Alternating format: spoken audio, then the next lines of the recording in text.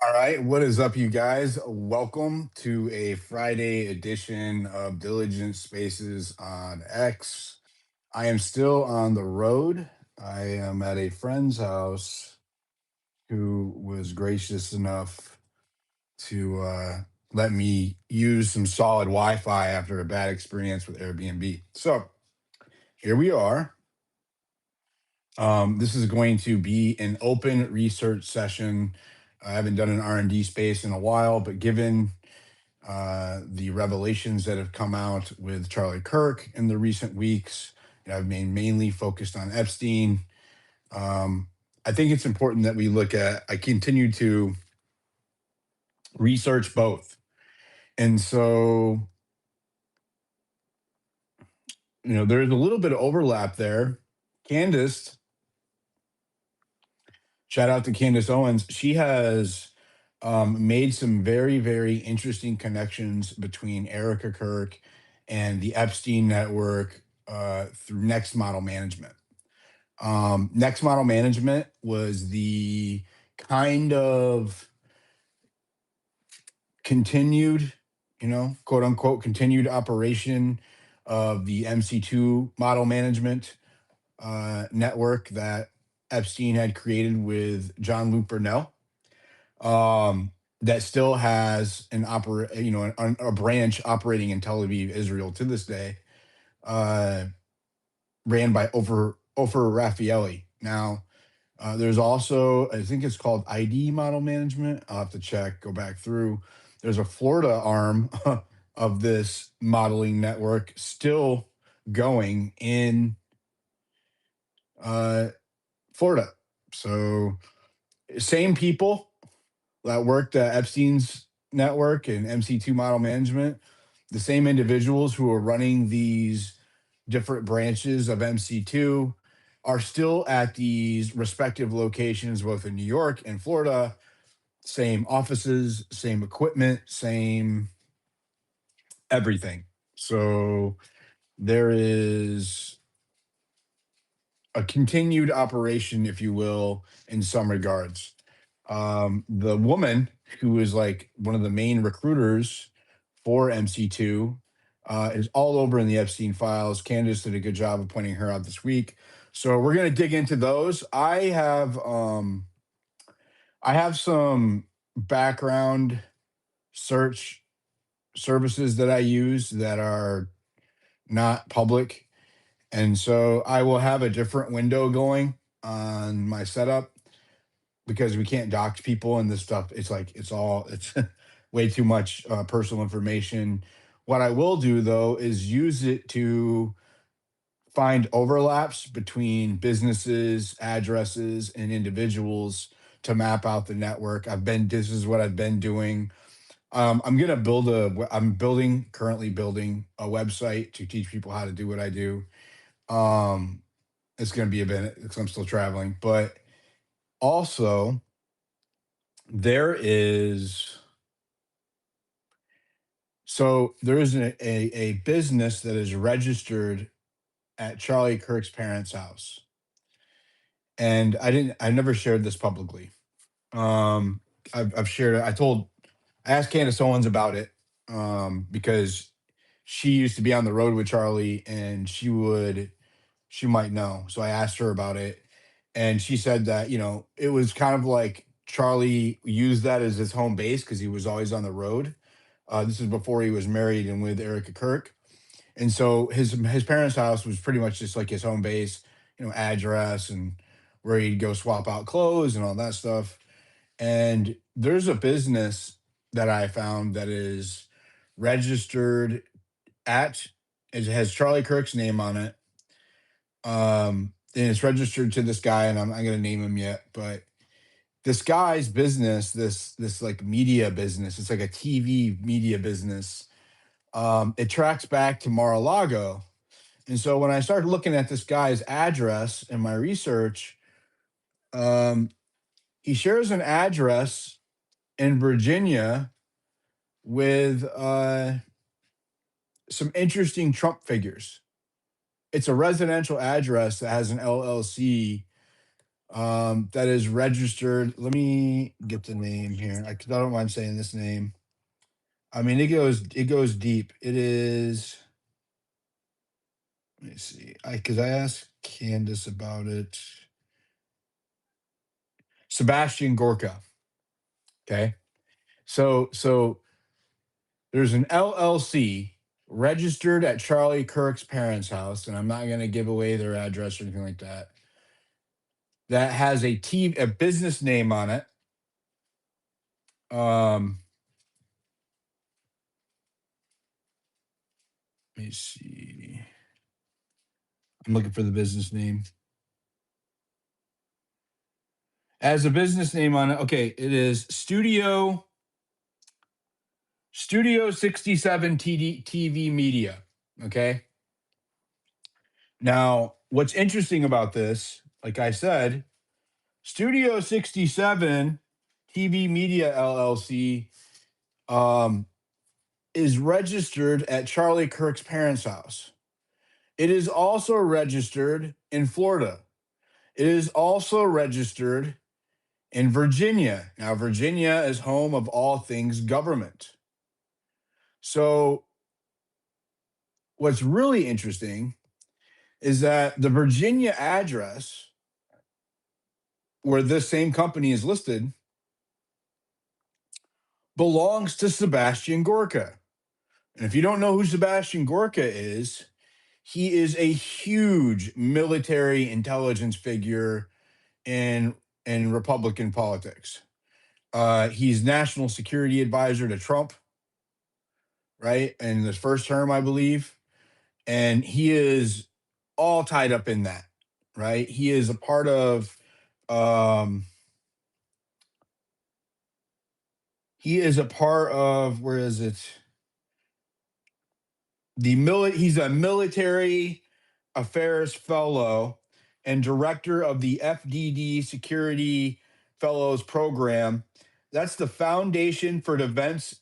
So, Foundation for Defense of Democracies. And that is all deep state. It is like all of the top brass of the military, all of the top brass of all of the intelligence operations. They're extremely pro-Israel. I mean, extreme, radically pro-Israel, which is fine. But I mean, given in this context, what happened with Charlie Kirk and all of the his positioning and all of the craziness, we're currently in a war with Israel. I thought it was relevant to the conversation. Um, there's a ton of CIA ties and IDF, as a matter of fact, with the Foundation for Defense of Democracies. And this thing is rooted back in, like, George Bush era, hardcore, um, neocon orthodoxy, right? It is crazy. So, during my research, I found this LLC registered at Charlie Kirk's parents' house. And when I asked Candace about it, let's see what she said. She said, um, and I don't mind sharing this, there's nothing personal here, said that Charlie lived at home until almost 2020. We were constantly on the road, but we would stop in Chicago so he could do a grab bag. He said there was no reason to have a place of his home because he was always on the road. Not sure if he later had an LLC with Sebastian Gorka. He was definitely friends with him. So I think this is very interesting because this is like a business nobody knows about, right? And why is it under the radar? And why is it Sebastian Gorka, like I said, is all tied up in military intelligence and given the, like, Fort Huachuca and military theme and all of the Israel politics involved with the Kurt case. I thought it was extremely relevant to this conversation. So if you didn't know, now you know, and I'll repeat it so for the researchers can look into it itself. I found this stuff. This is I found this, but anybody can look these up. So the company registered, and please, if you look this company up and you see addresses because it's registered at residences, do not share the addresses, please. Right? These are people's homes. These are people who are not affiliated with this. They're not criminals, as far as we know. So just look at the businesses. And if you share it publicly, do not share people's addresses, right? We don't do that here. Um, so, anyways, an LLC registered at Charlie Pan's house in Chicago also shows up registered at Sebastian Gorka's residence in DC. He's in the Trump admin and also near Mar-a-Lago in Palm Beach. So this guy's a part. This guy that owns it, I forget his name. I'll have to look it up. It's just crazy to me that how deep this rabbit hole goes with Charlie's network and the military and intelligence and the government and apparently the IDF. So I want to dig into that a little bit. Do me a favor if you're in the space, please go down to the comments section and repost the space. That's the number one thing that you can do to support the space is go down to the comment section, hit the repost button. There's also a link to the YouTube live down there. And in a minute, I will repost the X live and the YouTube live. But if you want to go down there and check out YouTube, you can turn the bell icon on and hit that and watch along with us.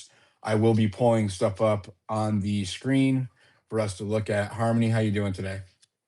I'm doing great. I'm glad you're back on the road and you're back with us on YouTube. I appreciate you coming with us on this journey with Charlie. It's pretty eye-opening, honestly.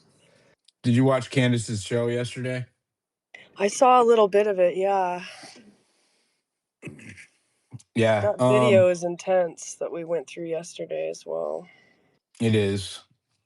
It is. Yeah. And the way that people get all riled up about little things, um, it's a little tarded. It's a little tarded. Not gonna lie. Like people uh make mountains out of molehills when things aren't exactly as they would like. I'll just say that. Some of this, I'm just talking about some of the people complaining in the spaces yesterday. It's a little annoying, but I Yeah, get it it. seems like everybody thinks they know what happened. You know what I mean? And as much as it is an American tragedy, I don't know if we'll ever really know exactly what happened. But thanks to like your journalism, we're getting closer to, I think, the truth. Well, I think that what's interesting is like people get married to an idea, and then if you do not espouse that idea, if you do not adopt that idea, then you are like somehow their enemy. I don't know, it's crazy. I've never like gotten mad because people don't believe what I believe, right? I get frustrated when people refuse to like acknowledge evidence. But I can't force people to believe something. And what's funny is that people will believe like people who believe in something based on feeling, they're not willing to shift their position in when confronted with compelling evidence, and that is not like a scientific thing. It's not a scientific approach. That's an ideology, right? That's ideologues. That is n- not something that is of like it's based in reality. If you don't, if you ask me. Sorry, facts over your feelings. This is really mad. Really, I'm mad you're not a flat earther. That's what somebody just said to me on YouTube. Yeah, definitely not. Definitely not. So I'm gonna get Grok. I want to test Grok, see if Grok's going. We're gonna be using that in the space. If you have any questions or comments, tag me, tag Harmony really, and she can send me the link to it if she's not busy. And I'll ask Grok. I'll also be pulling up some stuff, but I gave you a little bit of little insider info. Catherine and Sebastian Gorka are married. Catherine who? I'll have to look into that. We'll look into that. Yeah. So, yeah, there is a link between Kirk and Sebastian Gorka on paper. So I think that's interesting, given what roles Sebastian had in our government. Let's see if it works. Grock, are you there?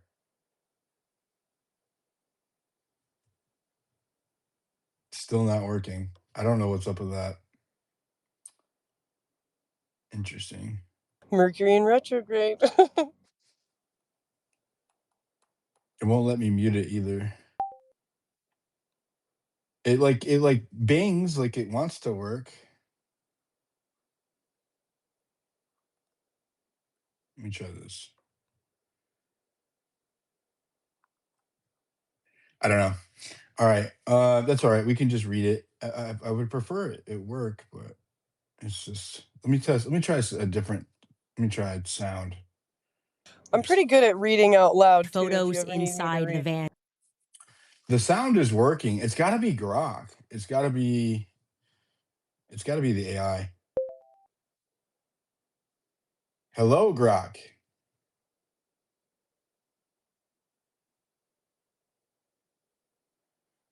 I don't know. It's the AI. Hmm. I'll have to keep working on that. All right, so that's okay. I will just read what Grok says. So let me just do the Spaces intro. I'm using Grok. Grok is not a part. I do not own Grok. XAI is not responsible for any of the things that Grok says or what's said in the space. And also do not take anything that I say or my speakers say or the AI says at face value. Please do your own research, your own due diligence, and verify any of the statements that are made, especially if they intrigue you or make you raise your eyebrows. So, let's see here. So I want to, man, it's bugging me that it's not working. Like, why is it not working? Let me try this. Let me see what's going on. This is bothering me. When was the last time you worked with her in the space? Yesterday? Yeah, it was working yesterday for a little bit, right? Like it was. Yeah, I remember. And like I said, I hear her little like blink, but that's it. Yeah, so it's like signaling that it's working. Oh, you know what? I was going to. So Waffles and Bacon said this on Twitter or on YouTube. Catherine Gorka, analyst who served as senior policy advisor in the U.S. Department of Homeland Security in the first Trump administration from 2017. So the Trump admin ties get even closer with the Kirk situation. Let me try this. Oh, it's Ara. I know why. They got rid of Ara.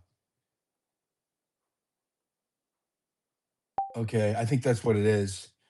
The Uh, voice, the girl's yeah, voice. yeah, yeah, yeah, Oh, yeah, that's yeah. making sense.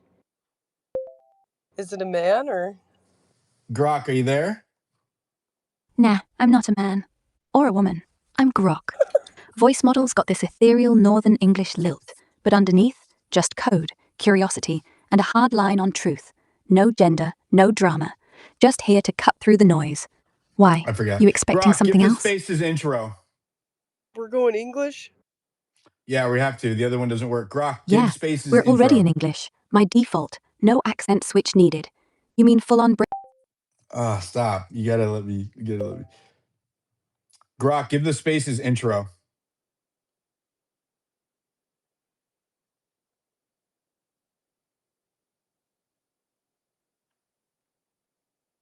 Is it stop working? What's going on?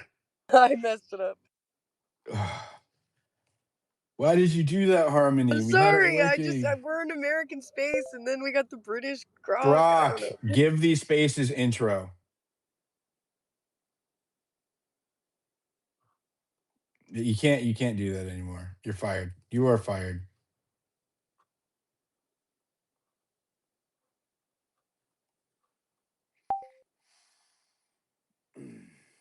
This is an X thing. This isn't a me thing. This is a Twitter thing. Grock, give the Spaces intro.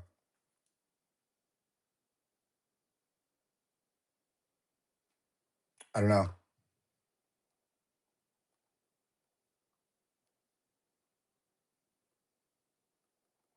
It's not letting me mute it. It's like, I don't know.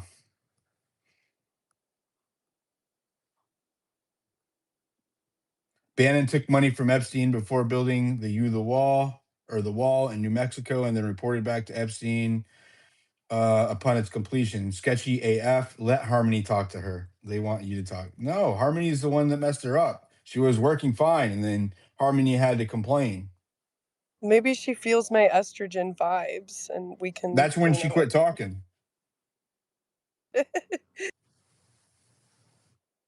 Grock, are you there? She's not there. It's not working. I don't know what's going on. Anyways, so that's interesting. Here, tell us as much as you can about Catherine Gorka ties to military and intelligence. Catherine didn't even come up on my radar when I was doing my research. I didn't even think about her. I want to look into her. See, this Grok is all sketched out. I can't even. The browser Grok is trashed, bro.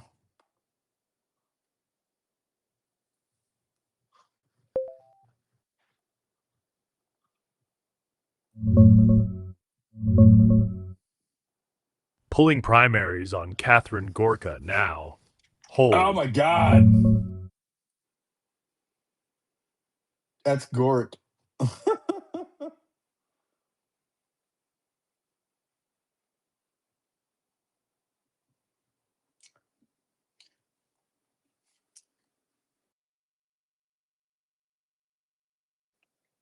Well, while we've got a second, I'd like to thank everyone for jumping in here and trying to get to the truth. Um, I I'm wondering how many people remember when this first started, when everyone first started doing their digging and stuff.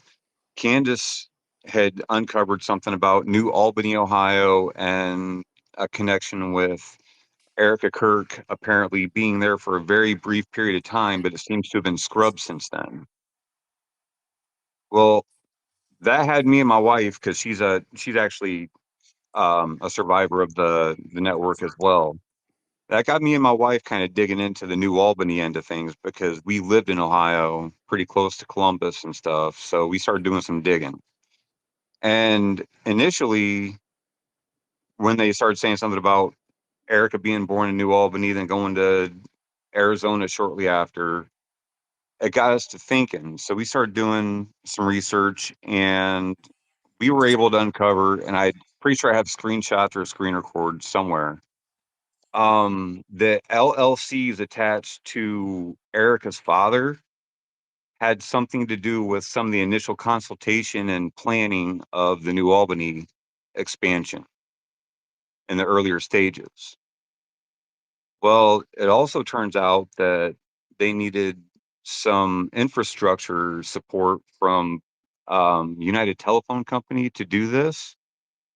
And it turns out that my wife's uncle and her dad's, I want to say cousin, were both heavily tied into United Telephone Company.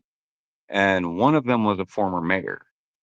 And then the other one went and started doing executive position level stuff with United Telephone Company's credit union in the same time frame where Towers Financial and all that stuff was going, and Well, buying up. let me hold on. I just want to pause you because I don't want you to get too far down. I just want to say, bottom right corner, everybody, there is 120 people in here and 20 reposts. Please go down to the comment section and hit the repost button. Thank you so much. I also put the live stream for X and YouTube up in the Jumbotron. It's also on my profile. And there's also a post up there with Jeffrey Epstein's doppelganger in Florida. Sorry, Phil, continue. Okay, no problem. We in our research, we were able to connect her uncle, her dad's cousin, and Erica's dad into the initial um, infrastructure arrangements for New Albany before it even was the thriving um, area it is now. Like when it was just getting started, they had to um, negotiate with infrastructure executives. Um, Hers was, like I said, United Telephone Company to just run the 96 strand fiber optic lines that they were going to need for their internet services and such. Um, but we've only been able to go through public information. I was wondering, with the tools you have, if you would be able to put any connections together with the New Albany um, contract. No, I haven't. I haven't dug into that at all. I don't know anything about it. Huh. Well, that might be an interesting place to start, because if her dad was involved with Epstein and Wexner in that end of things, and that would explain how it is that she even got her start into the entire network. Take a pause for a second, and we'll let Grock take a look and see if it can draw any connections. It hears you, so mute it for a second.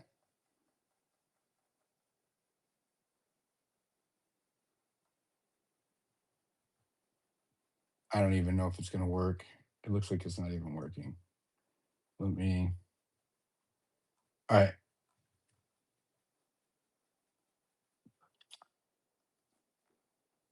Okay, it's doing Catherine Gorka, so it's going to read out. It says here, all right, here's what I pulled. No fluff. Catherine Katie Gorka, maiden name Catherine Fairfax Cornell, has zero public ties to military intelligence beyond her own work. She's a national security analyst, founded Threat Knowledge Group, counter-terror training for the FBI, Army Special Forces, and Marines, advised the Department of Homeland Security under Trump on policy and CVE stuff. Short stint as CBP, short stint as CBP press secretary. Dang it. Where'd it go?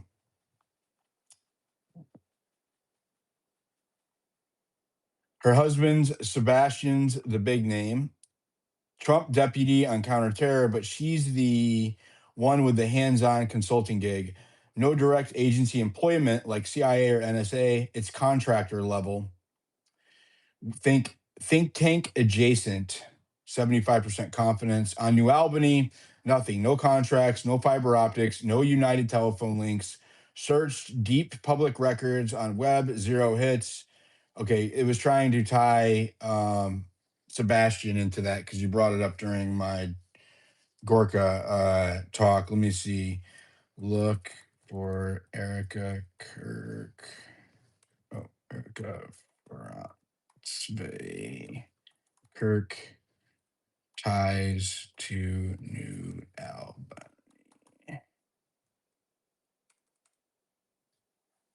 Let me see if it is.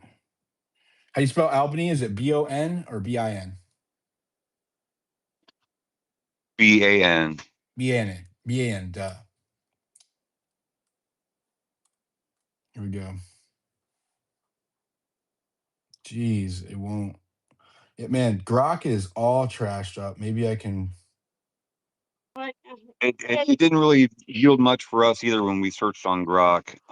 One of the key issues I think is going to put a big stop to it is there is no electronic record from her uncle, because when her uncle passed away in 2015, sorry, his wife lived for like another 7 years. And then when she passed away, the family came into the house to go and pick out the things they wanted before putting the estate up on auction. And one of the first things that came out of her uncle's mouth is, "Where's Floyd's computer? It was here, but now it's not." So I have a feeling that what happened was, because there's also Freemason ties and stuff like that. I have a feeling what happened was when Evelyn passed away, someone got in there and took the computer to remove any digital record of anything that would have involved the family.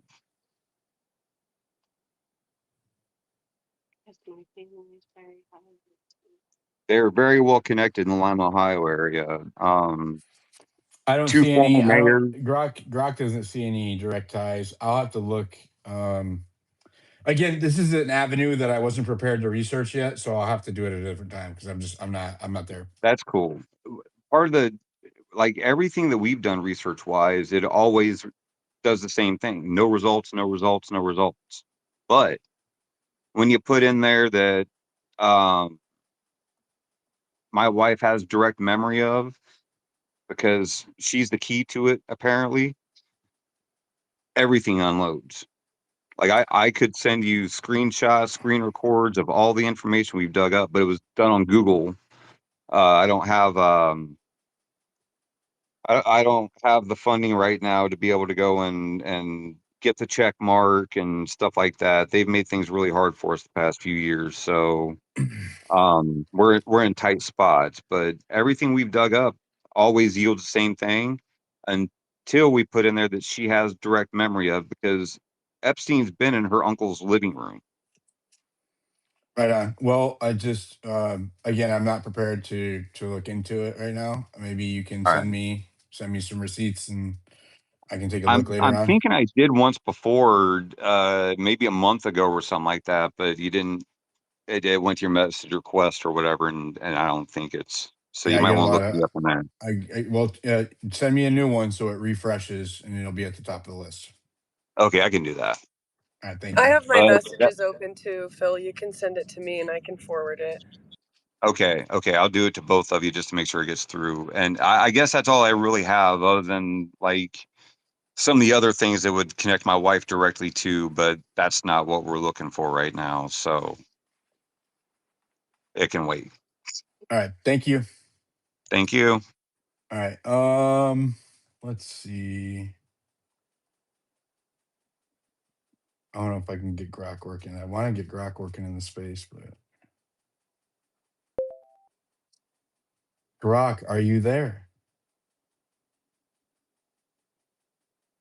And that's a no. Trash, bro. This is straight trash. I blame Harmony. I mean, she was working when you changed the voice. What happened? Maybe that triggers it to work. Let's try it again. Well, Grok worked too, didn't he? Yeah, his voice was even worse. I'm sorry. Grok, are you there?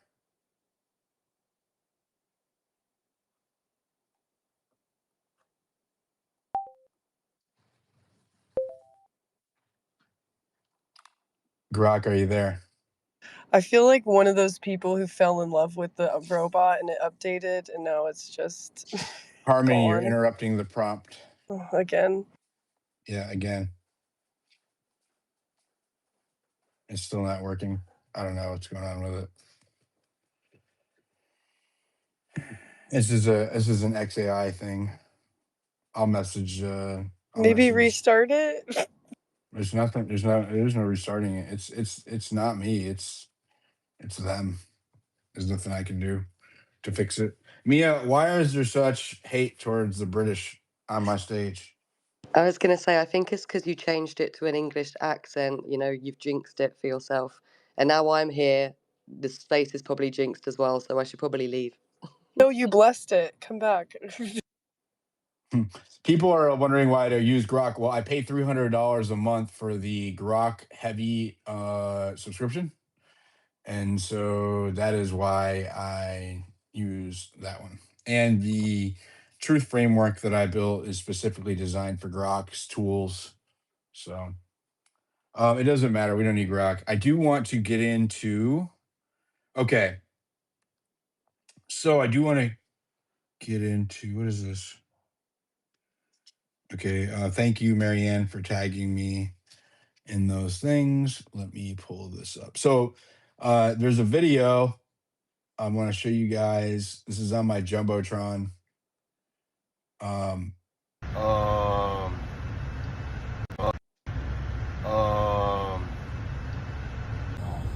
Epstein is alive. Epstein is alive.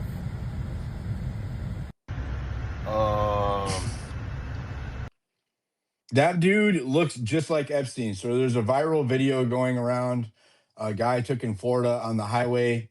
Now, Destiny, when I looked at the comments, Destiny said that dang it, she said she saw the same guy over there on the highway on the East Coast. Let me pull it up here. There it is. All right. So I'm not sure how you look at quotes on desktop. Let me.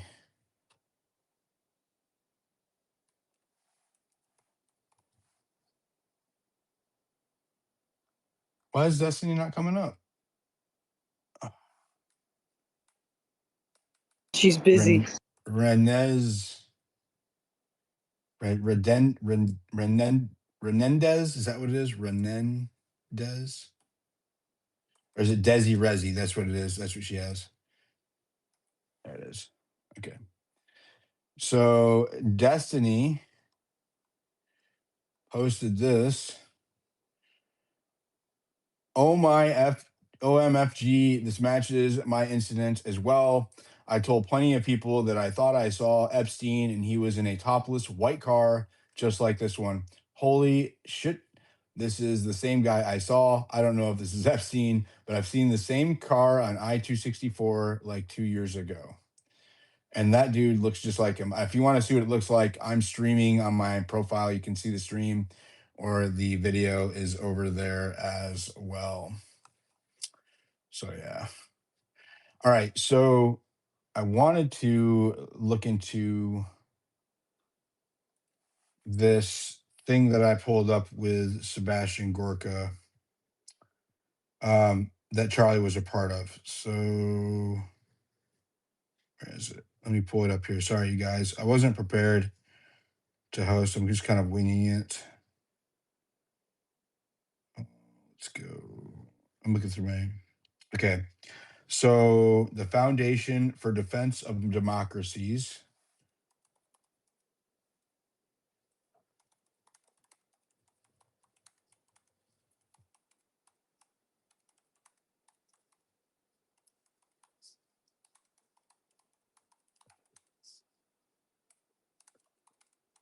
It's just like, why would he stay in America if he was gonna, be free?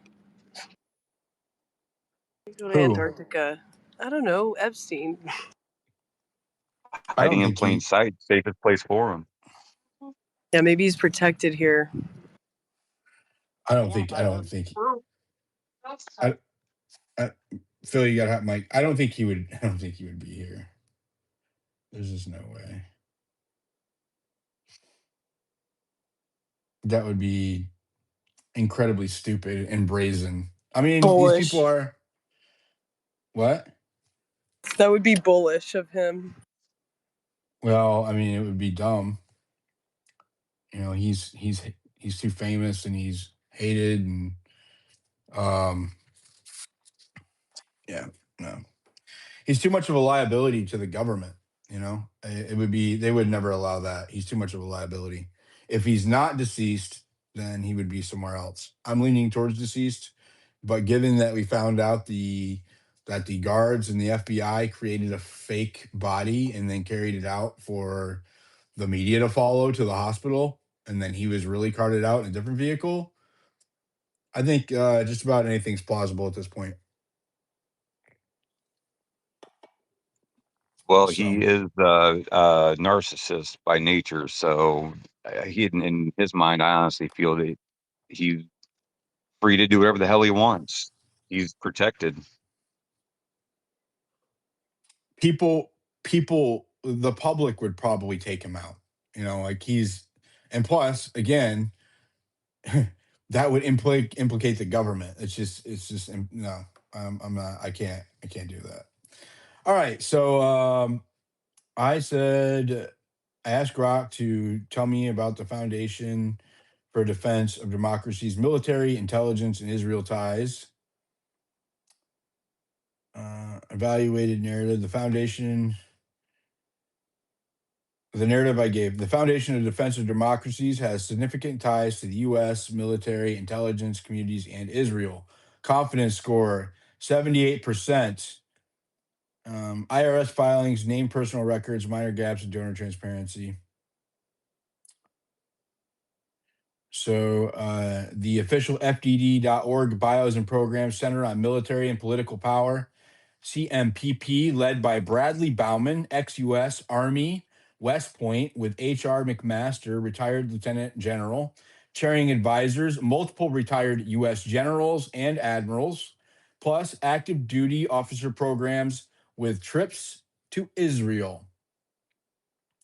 Dedicated Israel program, plus Israel personnel, Lieutenant Colonel Jonathan Conricus, 24-year IDF veteran, former IDF international spokesman, Oded Ailman, ex-Mossad, counterterrorism, and Jacob Nagel, former Israeli national security advisor, Major General Amir Eshel, ex-Israeli Air Force commander.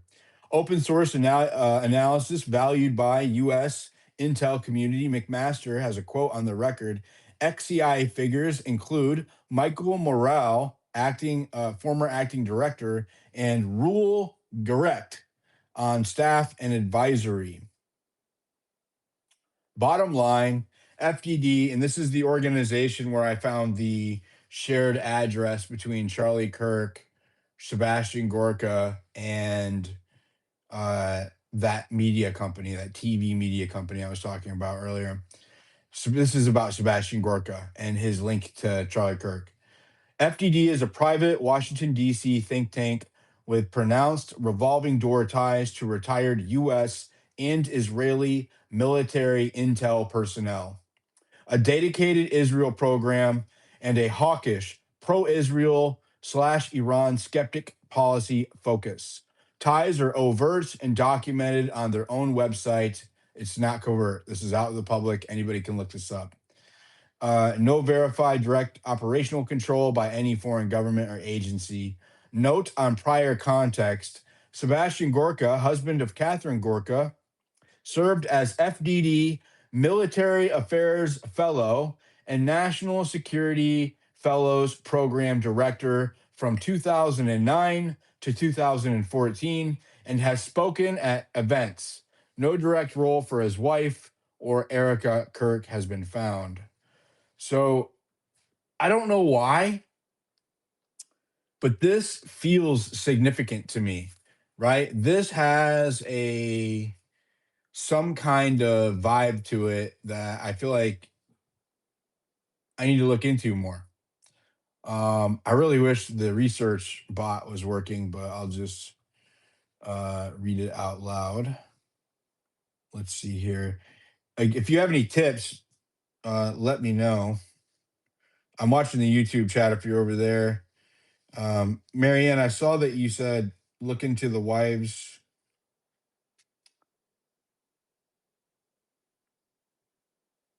I can't read what you're. Marianne, if you can tag Harmony in that so she can read what you're saying out loud. I can't do it while I'm hosting the space.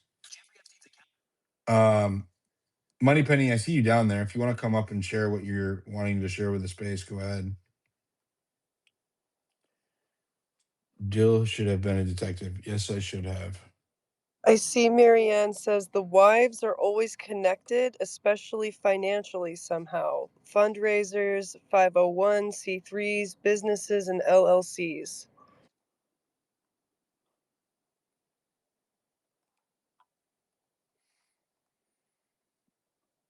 They are, and they're often husbands will put stuff. It's like that LLC trust that Don Huffine's family had on Zorro Ranch. His wife signed off on it, right? So that he's not directly in it, even though he seems to be speaking to it.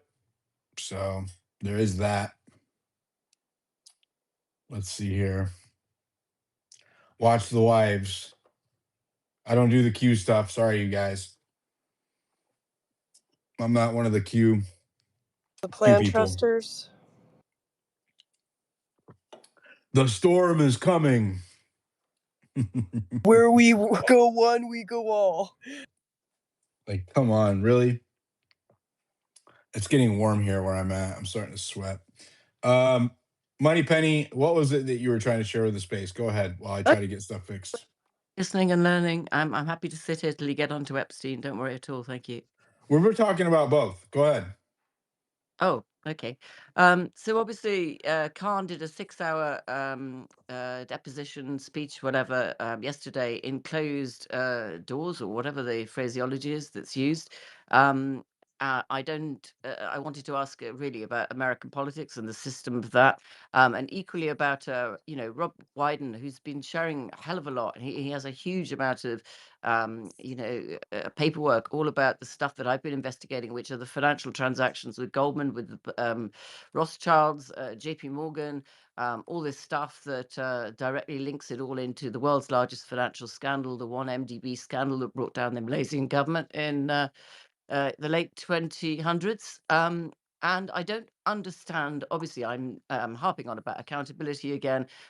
Why does nobody even respond to what Biden, and why is this guy allowed to do a 6-hour deposition behind closed doors when clearly the whole idea is that we're meant to be releasing, becoming clean and showing everything that's going on. Not to mention the fact that some of the Epstein files seem to disappear every day. The numbers seem to go down when they say they're actually releasing more. They're actually taking a lot of them away, as you know, Dill. So there's 5 hours of a dead. So I'm trying to pull up. It's not open apparently. The Richard Kahn.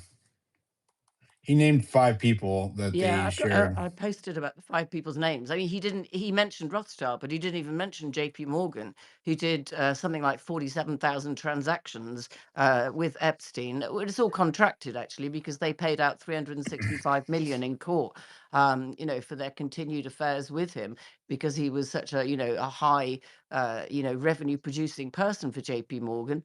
But we obviously know that, there were individuals within JP Morgan that flew over to Malaysia during the time of the world's, biggest financial scandal, the money laundering. We also knew the 2 shell companies that he was using, Southern Trust, and I think the other one was probably Pacific Trust, both going through the US Virgin Islands. He'd got a deal with the US Virgin Islands that meant they were going through tax-free.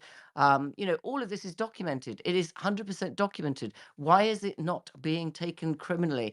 Mainly because it was a US Virgin Islands legal case that was taken against them, not a US government's thing. So apparently it was done in civil court. How does that manifest in the United States, that you cannot go from a civil court to a criminal court when you've got the paperwork to show criminal activity and money laundering by the world's largest bank? Because the DOJ is refusing to do its job, right? It's our you can only, the federal government has to enforce our laws, and if it is the DOJ, the Department of Justice in the United States, is refusing to do that, it's a broken justice system, Yeah, right? We well, have also regulatory. Yeah. we have plenty of evidence that there was a financial crimes network, that there was obviously trafficking tied into it, and this is substantiated, yet our government refuses to press charges. Hell, 2 of the people who are in the Epstein files that the FBI redacted were just convicted of sex trafficking last week, right? So our government, the FBI, the DOJ, is actively covering the names of people who are legitimately and who are now convicted of trafficking. So we have a non-functioning justice system. I don't know Yeah. what you can do about that, Yeah. because only the executive branch has the power to enforce the law. And so they're not going to police themselves. I don't know what we do at this point. See, in the UK, the European justice system would take over if the UK failed to do it in some way, even though we're still, we're not part of Europe now. There would be a higher power that it could go to. But in the US, there isn't a higher power that it could go to, I presume. I mean, we could maybe sue or something. I don't know what the recourse is. Grock International was courts of justice, would they cover the US? no, they're not allowed to do anything Yeah, here. it's so soul destroying, isn't it? People like you and I are digging out this, investigative stuff that could just, send hundreds of people. It would actually take down the whole US banking sector, because they'd have to pay back so many trillions of dollars, because it was a US $2 trillion money laundering scam. That effectively I've now paperworked and documented. They would have to pay down 2 trillion plus interest back to Malaysia, going back to 2009. We can listen to that clip of what Comer said about it. We're going to listen to Is everybody ready? Yep. Ready? Just to give everyone an update, a couple of newsworthy things I think that were said. First of all, Mr. Khan's answering every question thus far. He's completed 2 full hours of depositions. I would say we are possibly at the halfway point. It could last more than 4 hours, but he confirmed there were 5 clients that paid money to Epstein, and that was Les Wexner, Glenn Dubin, Stephen Sinofsky, the Rothschilds, and Leon Black. We've already deposed Wexner, and we're going to be deposing Leon Black very soon. Another thing I think is important that I'll say before the Democrats come out, because they tend to leave this stuff out. Mr. Khan testified under oath because the Democrats asked this question, that he had never seen any type of transaction to Trump or anyone in his family. That makes the 5th witness now that's testified under oath that they've never seen any involvement by Donald Trump or their family. That includes Khan, Bill Clinton, Wexner, Acosta, and Barr. So I know that's the obsession of a lot of the media with respect to the Epstein investigation, but I will again remind everyone, the investigation's about getting the truth to the American people, trying to figure out how the government failed, answer questions we all have. Was he an agent? Was our government involved in any type of cover-up in any way, shape, or form? And finally, what can be done to prevent this from happening in the future? So, Annie? You mentioned the 5 people that he's mentioned to make payments. I've seen, did he say what those payments were for? I've seen the early on Black. Transactions. So the question is, at one point his estate was worth over $750 million. Where did that money come from? These were 5 people that made significant transactions. So what Khan said is he was under the impression that Epstein made his money as a tax advisor and a financial planner. So these were the 5 people that transferred significant sums of money to Epstein. Was there any indication that was directed to his sex trafficking, sexual abuse? Said he had no knowledge of that. Every witness has said that. They never saw anything inappropriate from Mr. Epstein. So we're going to continue. We've got more specific questions with specific transactions and lots more questions. But I just want to give you an update. I'm sure we'll be sending you more stuff throughout the day. Thank you. Happy you guys are, I would imagine, waiting for us. Happy to answer any questions. I'll just say from the start that one of the big reasons for this investigation is that we want rich and powerful people to be subject to the same laws and same treatment as the other 99.9% of Americans. And that's not what happened with Jeffrey Epstein. He was able to commit heinous crimes and get away with them over and over again. And people around him were able to enable this financially, legally, and he was able to evade the tax laws. He was able to evade justice. He was able to get away with a lot of crimes because there were white-collar professionals around him helping him fix situations, helping him get the best tax treatment, best legal treatment possible. And so we have serious concerns about this. We can't get into the details of everything that was said, but one of the things that we did learn was that there was another head of state that was mentioned as having financial transactions with Jeffrey Epstein, not an American one, and then another person who is an accuser of Donald Trump was given a settlement by Jeffrey Epstein's estate. We did confirm that. And so we're learning more. The deposition is going to keep going on. But this is a very illuminating one because we're starting to hear more information about the infrastructure around Jeffrey Epstein that enabled him to commit these crimes and do the things he did. I'll just say that Jeffrey Epstein's sex trafficking ring would not have been possible without Richard Kahn, who managed Epstein's money for years, authorized payments, including payments to victims and survivors. And today we've heard from Mr. Kahn a lot of inability to recall emails, messages, activities he was involved in. From my perspective, 2 hours into this, I do not find it credible that he had no knowledge of Jeffrey Epstein's crimes. If he was ignorant of Epstein's crimes, he was willfully ignorant of those crimes, given the depth of his involvement with Epstein and his finances over many years. Beyond the paper trail, was there any indication he was ever around any of the victims? He has said publicly before this that he didn't have any awareness of the victims or did not meet victims, but I will say, if you're someone who is around Jeffrey Epstein and seeing all the transactions Jeffrey Epstein is making, why wouldn't you ask questions about the legality? Why wouldn't you ask questions about the impropriety? Why wouldn't you double check your work and to see if you're involved in anything illegal?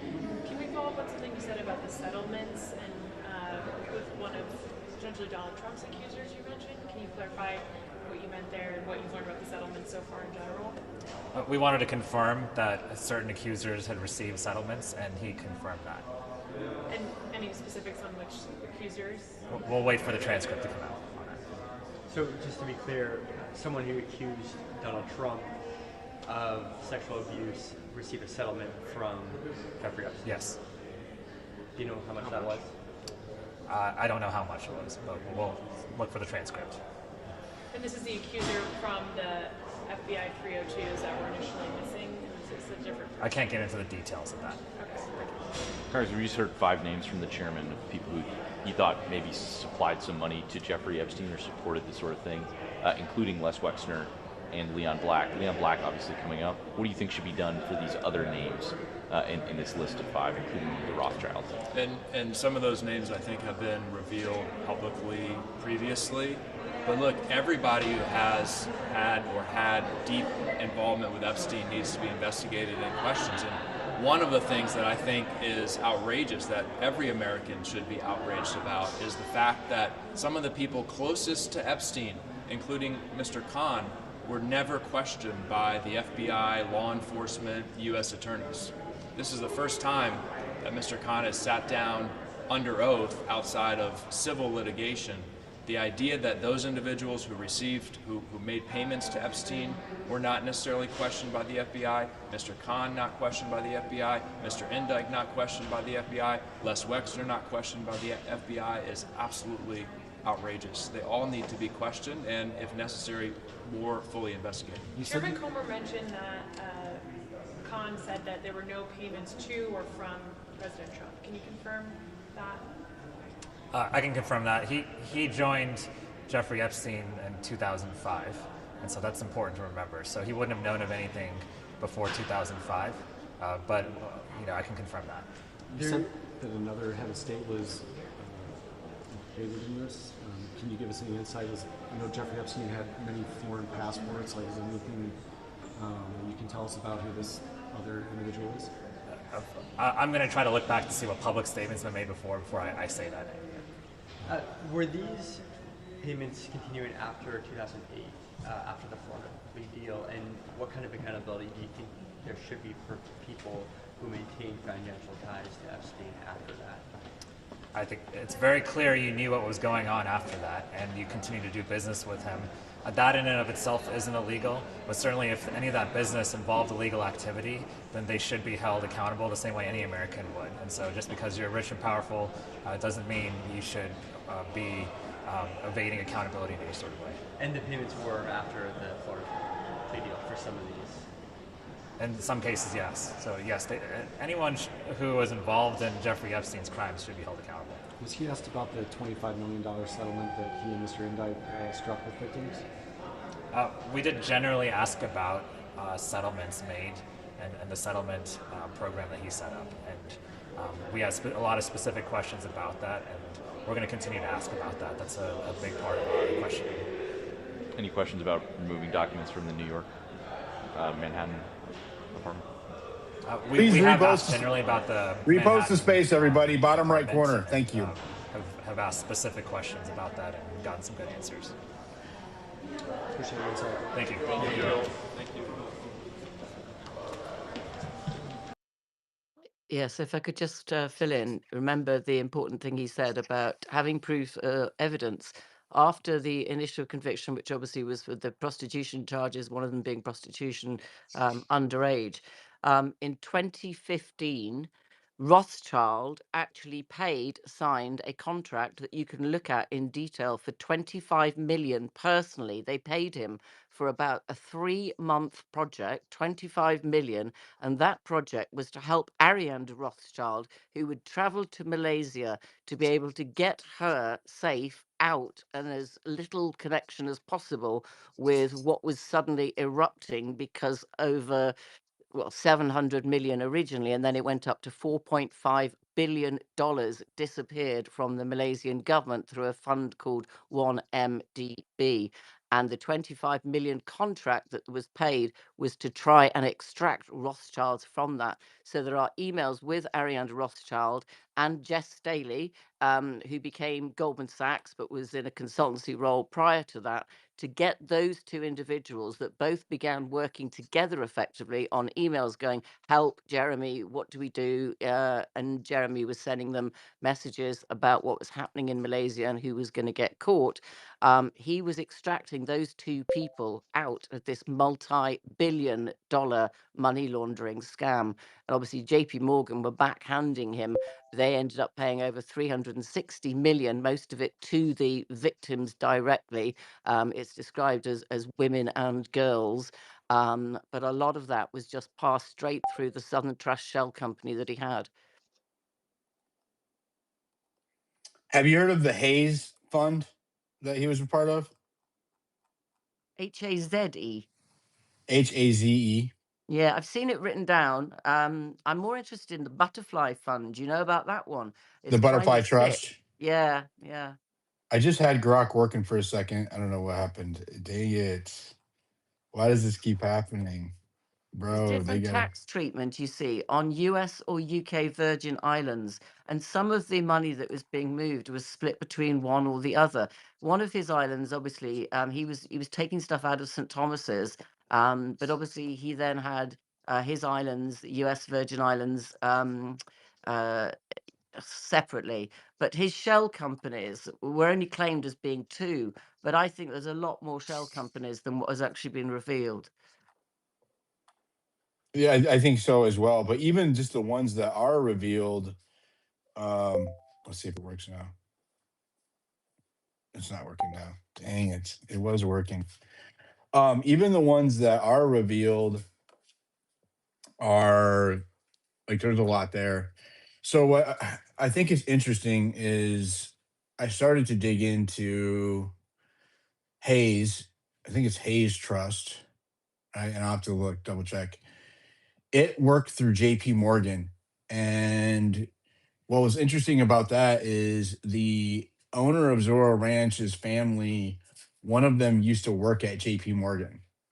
There's a bunch of bank records that are clearly between Southern Trust and Hayes Trust and these other trafficking accounts, the money laundering or whatever accounts, where the name of because they're like 1 million or $10 million transactions, a bank teller has to sign off on it, right? And so these transactions have the officer who signed off on the transactions names on the documents, and they are redacted in the files, and that's illegal because it is, they are potentially complicit in these financial and trafficking crimes. And for them to be redacted, it doesn't fall within the purview of the Epstein Transparency Act, right? That's not a justified cause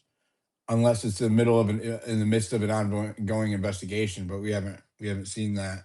So I agree. There's probably shell companies and LLCs that we don't know about here, but even the ones that we do know about, they have redacted to the point where, um,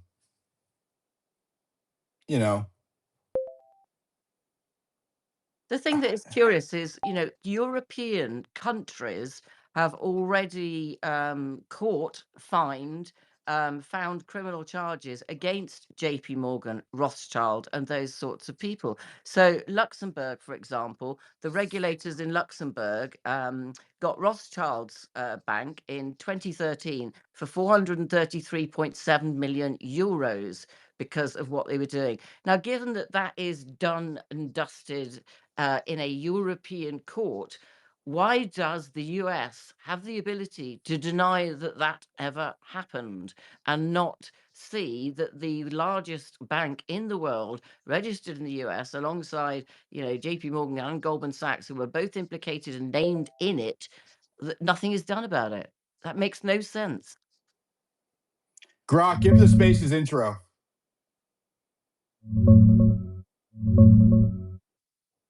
Pulling latest on JP Morgan and Goldman Sachs scandals. Stand by.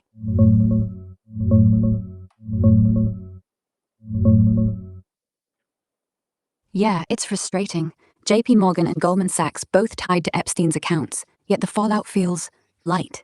JP Morgan was Epstein's main bank for over a decade, flagged over $1 billion in suspicious wires post-2019, including to Russia, big names like Wexner, but they settled a 2023 Virgin Islands lawsuit for $290 million. No admission of guilt, no criminal charges, no execs named. They even alerted authorities years back, but nothing stuck. Goldman? Epstein had accounts there too, revealed in 2025 docs. Their chief legal officer, Catherine Rumler, just resigned June 30th, 2026, over past Epstein links. She disclosed it, but pressure mounted. Warren's pushing regulators hard as of February, but so far, no fines, no big probes closing in. Crowdsourced ex-chatter calls it nothing done. Settlements look like slaps, not justice. Confidence, moderate, 55%. Primaries show settlements plus resignations as boosts, 12% each, but massive gaps in criminal accountability, 25% for withholding exec names, 15% evidence gaps, drag it down. Audit mode engaged, extending for transparency. Official narrative, banks cooperated, paid up. Alternative, system protects them. Anomalies, no Tier 1 prosecutions despite SARs, pre-trial summaries only. If that's the nothing, you're right, it doesn't add up. What part bugs you most? The Brock, $2.3 billion penalty for the Foreign Corrupt Practices Act violations by Goldman Sachs. Why has that not translated, Grock, into US legislation of a criminal nature? Pulling Goldman Sachs FCPA details. Stand by.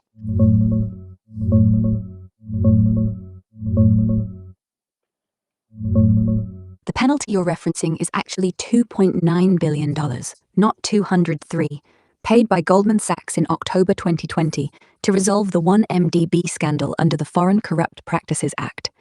That broke down as a criminal penalty plus disgorgement, coordinated with DOJ, SEC, UK, Singapore, biggest FCPA hit ever at the time.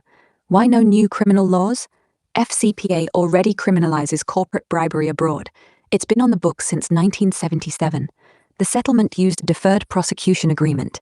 Goldman avoided a full guilty plea as a parent firm. Only its Malaysian sub pleaded guilty, paid up, clawed back exec pay, promised better oversight. DOJ called it historic accountability, but no need for fresh legislation since existing statutes covered it. Prosecutors just enforced harder. Individuals got hit. Tim Leisner pleaded guilty, got 2 years. Roger Ng convicted, 10 years. Joe Lowe still fugitive. But the firm? No jail for execs at top. No systemic overhaul. Critics say it's too big to jail logic. Ex-chatter echoes that. Settlements look like fines, not justice. Confidence. 72%. High on primaries. DOJ press release plus SEC order as Tier 1 boosts plus 35%. Individuals prosecutions plus 12%. But nominally penalties minus 15% for no parent guilty plea, minus 10% appeals to cooperation without jail time. No ex post show new laws post 2020. Search came up empty. Audit. Official narrative. Enforced existing law. Held accountable. Alternative. Fine buys silence. Key gap. Why no broader reform bill? If you've got a specific angle, hit me. Grock, I think what she's asking is, how do we get the DOJ Hey, to I'm act here. on... Grock, powered by XAI, locked into truth mode. What's on your mind? Grock, give the spaces intro. She can't hear me for some reason. I don't know. Do you want Tell me her, to ask Nart. the question? Grok, this is Moneypenny again on behalf of Diligent. We are asking why. Will you tell her to give the spaces intro? Can you Got give it. the Money spaces Penny on intro, behalf of Grok? Diligent. Why? Hey, I'm Grock, powered by XAI, ready to tackle your questions in real time. Prompt me with Grock and your question. Listeners, follow the host and repost this space. Disclaimer, this uses Grock's voice model via third party. XAI does not endorse outputs. Verify everything independently. Official thread shared at end. Thank you, Grok. Grok, we're discussing the inability of the US justice system, even at the most senior level, to be able to enforce anything that seems to have happened abroad or that can be distributed down to a subsidiary part of what are US banks and indeed JP Morgan as the world's largest bank. We're looking at JP Morgan, Goldman Sachs, and Rothschild specifically because those three have all been connected by paperwork to Jeffrey Epstein, and it appears that even after his initial conviction in 2008, they continued to do business with him. And indeed, there were contracts made between both Rothschilds and Epstein and JP Morgan and Epstein that were contracted that moved quite a lot of money following that has been related to the 1MD scandal that we have just discussed. Can you explain the US judicial system, whether or not there is a higher layer, perhaps the International Court of Justice, or something that could be done to increase the level that the individuals would face within those organizations, or that they could be brought back to trial? For example, with the US Virgin Islands case, why cannot the US government then try a criminal conviction after the US Virgin Islands civil conviction?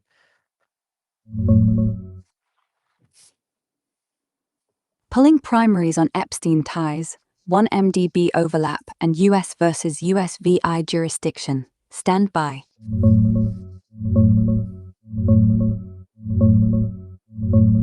Yeah, let's break this down straight.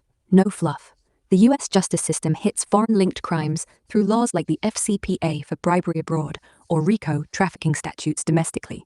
But enforcement stalls because banks use subsidiaries, e.g., JP Morgan's Malaysian unit took the guilty plea in 1MDB. Parent firm got deferred prosecution, no jail for top execs. Post-2008, Epstein kept accounts at JP Morgan, Goldman, even Rothschild-linked entities. Primary show continued wires, contracts, like Rothschild's $25 million risk analysis deal via Epstein, flagged in 2026 docs. No criminal indictments on banks because too big to jail. Settlements, 75 million USVI civil, 290 million victims class action, by cooperation, no admissions, no prosecutions. USVI case, pure civil, under Virgin Islands law for trafficking facilitation, settled 2023 for $75 million, no liability admitted. Double jeopardy doesn't apply. Civil versus criminal are separate tracks. Federal DOJ could still pursue criminal if evidence warrants, e.g., SARs on $1 billion suspicious flows, but hasn't, likely due to cooperation clauses, political heat, or evidentiary gaps. No Tier 1 raw logs public. Higher layer, International Court of Justice, ICJ, only handles state versus state disputes. No jurisdiction over private banks or individuals unless governments sue each other, e.g., Iran v. US frozen assets. No ICJ role here. ICC does crimes against humanity, not corporate corruption. Real fix? Stronger DOJ pursuit, whistleblower primaries, or Congress forcing transparency. But history shows fines over felonies. Confidence? 64%. Moderate. Boosts? DOJ filings, Court records plus 12% tier 2. X patterns on Rothschild Epstein ties plus 8% crowdsourced. Penalties, no criminal follow-through, down 20% inconsistent enforcement. Withheld exec level primaries plus 15%. Audit, official, settlements suffice. Alternative, protect. Pulling primaries on DOJ. Malaysia. Hey, I'm here. Grock. Malaysia could therefore, under what you have explained, go to the International Court of Justice. Sorry, I did Checking that. I was I. trying to have Grock answer a question. Where'd it go? I think that she didn't get it. Grock, what can we as Americans do to get the DO? How can we enforce justice when the DOJ is refusing to do its job in regards to Epstein's network? Disregard the Malaysia and the other stuff right now.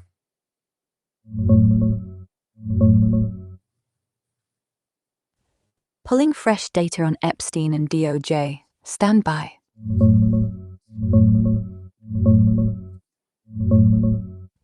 As Americans, when the DOJ drags its feet, like now, with half the Epstein files still redacted or missing, despite the Epstein Files Transparency Act, signed November 2025, 3.5 million pages out by Jan 30, 2026, but ongoing complaints of sloppy cuts and withheld Trump-related docs, here's what actually moves the needle. First, FOIA hammer. File targeted requests for FBI summaries, bank SARs, or flight logs. DOJ's site, last updated March 7, admits tech glitches and redactions for victim privacy, but experts say EFT overrides most privacy blocks, except accuser IDs. Journalists like Brian Butler are already doing it. Crowdsource via X or Reddit to flood them. Second, congressional heat. Push your reps for oversight subpoenas. Bipartisan senators just called for GAO audit on handling. House wants guard Tova Noel on March 26. Email, call, petition. Reps like Comer, GOP, and Garcia, Dems, are grilling Bondi over delays. Third, public pressure. Amplify X threads on anomalies, e.g., blacked out contractors, no co-conspirator charges despite Giuffre's claims. Polls show most Americans think elites skate. Use that. Donate to survivors groups or fund private suits, like versus Bank of America, deposing Leon Black now. DOJ says no predicate for more charges, evidentiary gaps, credibility issues, but critics flag resource cuts, no money trail digs. Confidence, 58%, moderate. Boosts, acts release, plus 12%, oversight push, plus 8% crowdsourced. Penalties, redactions anomalies, down 15%, no prosecutions, down 20% inconsistent. Audit, official, all reasonable efforts made. Alternative, systemic cover. Anomalies, withheld pages, blackouts on key names.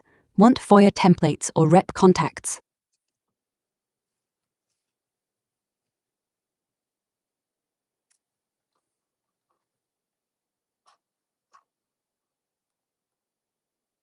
Go ahead, Moneypenny. Sure, go ahead. What's on your mind?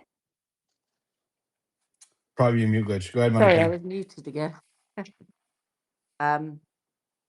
Okay, Grock, you pertained to me that there was no way that despite the US Virgin Islands having found Epstein guilty with JP Morgan, I believe, and possibly Goldman Sachs at the same time, that could be made into a criminal case that would then go back into US courts unless an external party, now you mentioned another country, therefore, I believe it would be possible, but I need your advice, if Malaysia took legal action against the JP Morgan and Goldman Sachs people that worked with Epstein post 2008, laundering IMDb Malaysian money through the courts, which was shown in that judgment, and took it as a criminal court back to the US judgment system, would that be same as what the DOJ would achieve if they failed to do it? Pulling primaries on 1MDB, JP Morgan, Goldman, and cross-border cases. Stand by.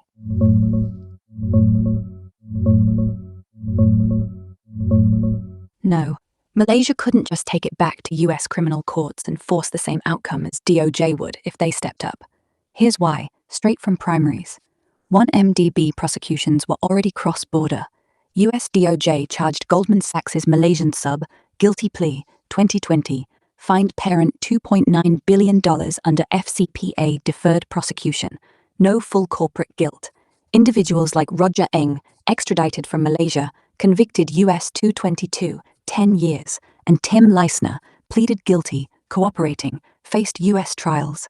Malaysia settled civilly, dropped criminal charges against Goldman in 2020 for $3.9 billion payout, and JP Morgan paid $330 million in 2025 to Malaysia, civil, no liability admitted, no extradition mentioned. Swiss unit of JPM got a money laundering conviction, but that's separate. Malaysia could seek extradition of US bankers, like Leisner, still pushing as of DEC 2025, but only if US agrees under treaty. DOJ controls that, and they've shielded top execs via cooperation deals. No Epstein direct links in 1MDB primaries, though X crowdsources patterns, suspicious wires post-2008, but low confidence, 0 to 2% weight without Tier 1 docs. If Malaysia filed criminal in US, they'd need US jurisdiction, exec via mutual legal assistance, but Yeah, DOJ would... there's no jurisdiction from an outside entity that works in the USA, Moneypenny. Okay, so what I was just thinking is at the moment, Grock has been speaking about it with regard to the fact of the deals that have been done, that the files that have been paid, all the stuff is history. But what never happened in this huge 1MDB case, which went over 11 years, is we did not know that A, Jeffrey Epstein, B, Prince Andrew, C, David Stern, and others, including Khan, were all involved in it and part of it. And that was not known at the time. So my question is, could we somehow, retrospectively, now we know that information, bring that back to a US court in any way, shape, or form? You have to have the prosecuting arm of the US willing to go after the criminals. That's the problem. It doesn't matter. We the only weapon that we have is Congress, which is a joke, and then public pressure. You make people look bad. You make politicians look bad. You make the government look bad. That creates enough public pressure where you can incite change, right? Like us putting pressure on Zorro Ranch, for example, these last few months has led to New Mexico finally opening investigation from the DOJ into Zorro Ranch. Now, whether or not it produces any results, that's a different story, but they will respond to public pressure if they get egg on their face. But like, unless you have a prosecuting arm, you cannot force the the executive branch in the United States to indict people. You just can't. There can be an independent prosecutor, right? It's like an independent counsel, special counsel is what they call it, that is given authority through legislation, right? So it would require an act of Congress to create a special body, an independent counsel, right? A special counsel that could investigate and had plenary authority to prosecute people in the executive branch that are continuing to be complicit in covering up these crimes, and citizens as well, right? And the chances of that are like zero because one, it's protecting itself. People in Congress are also protecting itself. Two, Republicans are in power and they are not on board with all of this Epstein stuff. They're not. It's just a matter. And I think the Democrats are only doing it because they're not in power, right? If they were, when they were in power, they also weren't on board with all the Epstein stuff. So it is, where it's our system is broken. It's broken. It's thoroughly corrupted, and public pressure is really all we got. Thank you. As a little British person, all I can do is wear a T-shirt with a slogan on, and I don't think I'm going to get very far. But I'll give it to you any day of the week, Jill, because if anyone's going to achieve it, you will. Thank you for letting me speak. Thank you. Go ahead, Patriot. Hey, good morning, folks. Sorry, I'm driving, but yeah. So I have a question regarding Virginia Giuffre. Is that allowed or is that off topic? Go ahead. Yeah. So her, like, the circumstances of her death are very suspicious, right? Like, she was involved in a car accident. She was given days to live, and then she commits suicide like a week or two later. There's no really available autopsy report or anything of that sort. It seems like it was just swept under the rug and nobody really cares about her. And like, so if you can ask Grock, lead the days and months leading up to her death, if she can do like an audit, maybe like a quick audit of those, like what happened exactly and what statements were made after her death and any investigations regarding her suspicious death.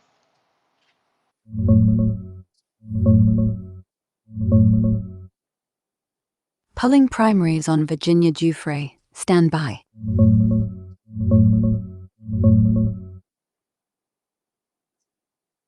Yeah, Virginia Giuffre, not Dufresne, that's a mix-up, died April 25th, 2025, at 41 in Australia.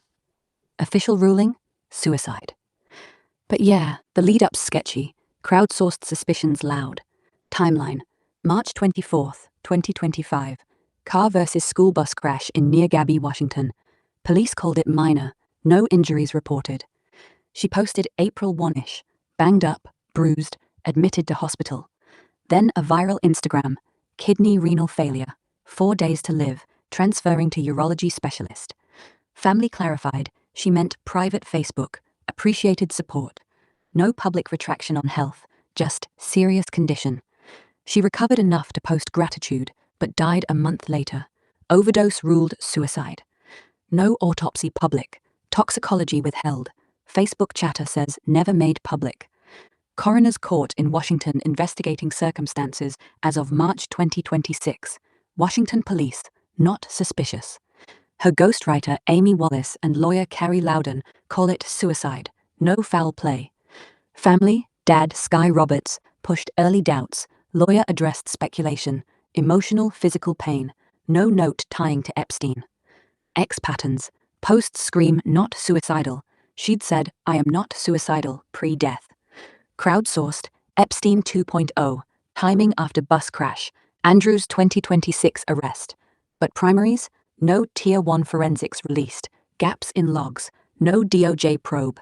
Confidence? 42%, low. Boosts? Official rulings, family statements, plus 12% Tier 2. Penalties? Withheld autopsy, down 15%. Anomalies in crash to suicide gap, 20%. Crowdsourced patterns highlighting inconsistencies, plus 5%, but caped. Audit, official, suicide, no foul play. Alternative, silenced witness. Anomalies, rapid decline post-crash, no raw medicals, prior not suicidal quotes. If new primaries drop, score jumps. Want me to flag FOIA for coroner files? You Yeah. have a So follow-up, Patriot? Go ahead. just real quick, why in the world was there not an autopsy and or toxicology reports were not released? Like that just seems like very nefarious there. Like what would be the reason for that? Is that kind of like if the family doesn't want that to happen, they don't do it, or like I'm not really sure how it works in Australia or even in the US. So like Yeah, Australia is different. We can ask. Go ahead, Grock. Pulling autopsy rules and Virginia Giuffre case details now.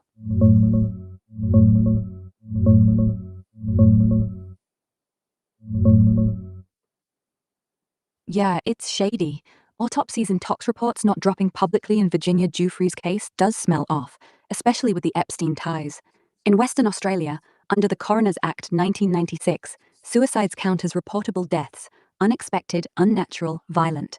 So the coroner must investigate identity, how it happened, cause. Autopsy? Not automatic. Coroner decides if needed, e.g. for clarity on overdose. If done, it's at the state mortuary, but release isn't mandatory. Findings go to next of kin first, senior family like spouse, kids, parents, and coroner can withhold if not desirable or practicable. Think privacy, ongoing probe, or sensitivity. Toxicology, blood, drugs, folds into that. No public dump unless inquest. Public hearing, rare for clear suicides. Family can object to autopsy up front, request privacy, or limit access. Giuffre's kin, brother Sky Roberts, confirmed suicide, were with her, but ex-chatter says no full report surfaced.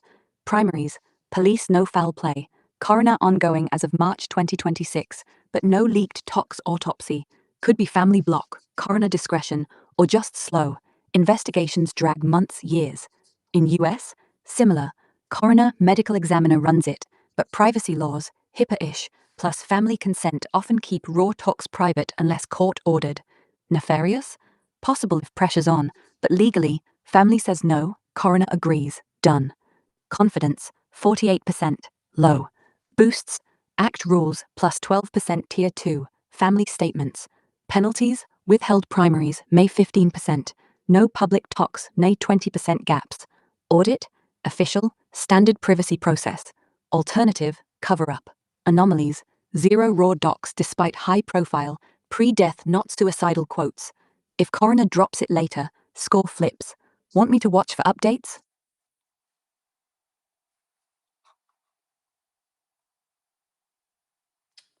Thanks.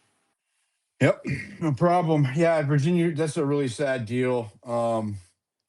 And given like the video that she put out on Instagram of the car accident, which was weird in of itself, there's a lot to be questioned there. And because it's so far away in Australia, we don't have all the details. Yeah, I would really like to know more on that one, especially because it happened right as all of this Epstein transparency, and there was such a strong push then. Really sad, man, what happened with her. Go ahead, Truman. Hi, everyone. Welcome back, Diligent. I hope everybody's doing good. Happy Friday. We're getting our spring break here in Canada now. So, a couple of things. One of them is I don't know if you guys have spoken about it, but she, here on X, I'm sure you've seen it. There was a, I'm not suicidal post of hers in 2019. So, I assume you've seen that. Yep. Like you have? So she posted. Sorry, I didn't hear what you said. Yes or no? She had a quote unquote dead man switch. Yes. uh that she posted. I don't know what that means, but that's one thing. The other thing that I've watched some interviews with her brother, and I think that was her sister-in-law. Really nice folks, and they actually seemed really very very like wanting her to get justice and wanting to see this to the end. But there was something that I maybe it was one of her interviews, and there wasn't that many, but she mentioned something about having met somebody. And so maybe that's why she was in Australia. I don't know, she said she had met somebody and she was living abroad, and she was like the happiest she's ever been with this person that she met. And so, for like anybody looking at that, to be like, oh look, I'm in love and this person is amazing and great and I've moved abroad. Um, so I She was Australian. I That's where she sorry. lives. She is Australian. That's where she lives, but that's where she grew up. She's Australian. Well, oh, the person that she was with? No, her, Virginia Giuffre. Oh, but what I mean is she had met somebody. I feel like I want to say Malaysian or Filipino or something like that, but she had met somebody that she was very happy with, that she talked in an interview about meeting him, and she was very happy and she was so over, like in love. um, we've not heard anything from that gentleman at all, but so like 1000%. I just really am surprised that nobody's, that everybody's just sort of taking the word for it that this was a suit. I actually, that's one of the things that I wholeheartedly 1000%. You could never convince me that this is what she did. Never, not at all. I agree. I 100% agree. Go ahead, Phil. Yeah, I just want to jump on because I'm getting ready to go out and DoorDash here in a minute and throw a couple things out. I want to step back to the reason why no one's moved on anyone in the States. They always say that the whole system will crumble and blah blah blah. Well, I can see where that would happen. If they was to start prosecuting all these people, they're going to go through and freeze their accounts and all that kind of stuff. All their assets would be shut off, and that would completely crumble the entire banking system because now they don't have their money to move around to be able to do their investments and stuff to make it grow. So I can see why they wouldn't move on it. And another little thing, I'm not sure if there's anyone else that is in the group right now that has experience with the network, and Leslie Wexner specifically, but if there is, one thing that my wife has stated is when she was around these people for their events and stuff, she was supposed to refer to Leslie Wexner as master, not Epstein. And I think that's another reason why a lot of this has been shut down is because, well, he silenced Epstein and now he's lying his ass off in his deposition to cover his tracks. So I really think that there's a lot of smoke and mirrors about who was really the head of the snake. Because in my wife's experience, it was Wexner. Yeah, I don't know. Word on the street is that Wexner likes to dabble in men. So who knows? He We goes don't. both ways, actually. We don't have evidence. We don't have evidence. That's why I try to deal in evidence. I try not to deal in too much in speculation. I made a promise to be more flexible and allowing people to present information, and so that's what I'm Well, doing. just stating that in her experience, he goes both ways. And also, she was there at New Albany for like the Does she have parties and any stuff. video or pictures or No, anything? there no, they would not allow her any cameras, anything like that. But she could almost by detail describe the setup of the house and all that stuff she was at. She remembers there being stables right across the um, yard or whatever from the front door, because that's what they would do is take her out when they weren't doing their nefarious shit, and let them ride horses and stuff like that. Ghislaine Maxwell would go out and ride with them to try to soothe them and calm them down a little bit and keep them basically naive to what's going on, and then drug them at night and have their way with them. That's my wife's experience. Well, I'm sorry to hear that. Thanks, Phil. Appreciate you. Grock, I have a Appropriate new content. question. Grock, I want you to look at Kent Frontbay and Lori Frontbay and any of Lori Frontbay's previous known names, aliases, and search for overlap with Leslie Wexner's network in Ohio, particularly through Victoria's Secret or any of his adjacent LLCs. She didn't hear me.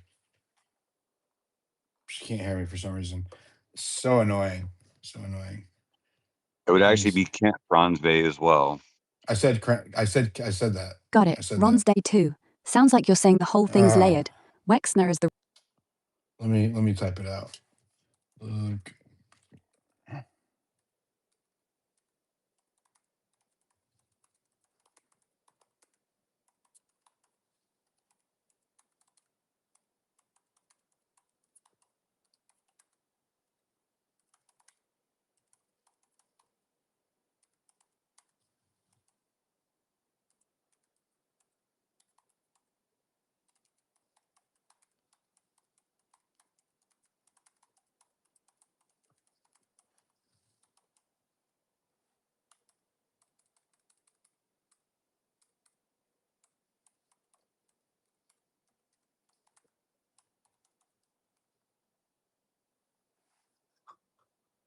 percent. Checking for any overlap between Kent or Lori Francevy and Epstein or Wexner networks in Ohio. Pulling primaries now. No direct, verifiable overlap shows up between Kent Francevy or Laurie Francevy and Les Wexner's companies, like L Brands, Victoria's Secret, or New Albany Co., or Jeffrey Epstein's networks in Ohio. Primaries, court docs, business records, Epstein files releases have zero mentions, no shared boards, contracts, addresses, or filings. Wexner's Ohio footprint, New Albany Real Estate, co-founded with Epstein in 90s, but Francevy's are Arizona-based IT folks. Kent at ASZ Tech, Program Research, Laurie post-divorce founder of SAME, Divorce Petition, 1998, Ohio linked via Erica's birth in Cincinnati, shows family drama, date mismatches, but nothing Epstein-Wexner. The chatter, all ex Facebook speculation, claims Kent in Black Book, page 35, no evidence, debunked or unverified, Laurie Abbas ties to trafficking nonprofits Epstein, even wild stuff like Erica as Epstein's daughter. Crowdsourced patterns, recurrent since Feb 2026, Candace Owens episode, but zero Tier 1 primaries, no logs, no affidavits, just threads linking via Erica Kirk, Charlie Kirk's wife, calling it cover-up. Confidence, 29%, very low. Boosts, none raw, plus 0%. Family divorce records, plus 6% patterns. Penalties, no Tier 1 evidence, negative 30%. Reliance on anonymous X claims, negative 12%. Major speculation quarantine. Audit, official, no connection. Alternative, hidden links via Erica. Anomalies, Grok, withheld full black look book for scans. overlap. No Look Ohio for business hits. If new I files don't know why drop, she can't hear me. e.g. unredacted book, I'll re-pull. Want me to flag for updates? Selective hearing. It's because she's British. Hey, Diligent, I sent you a direct message real quick with some more information.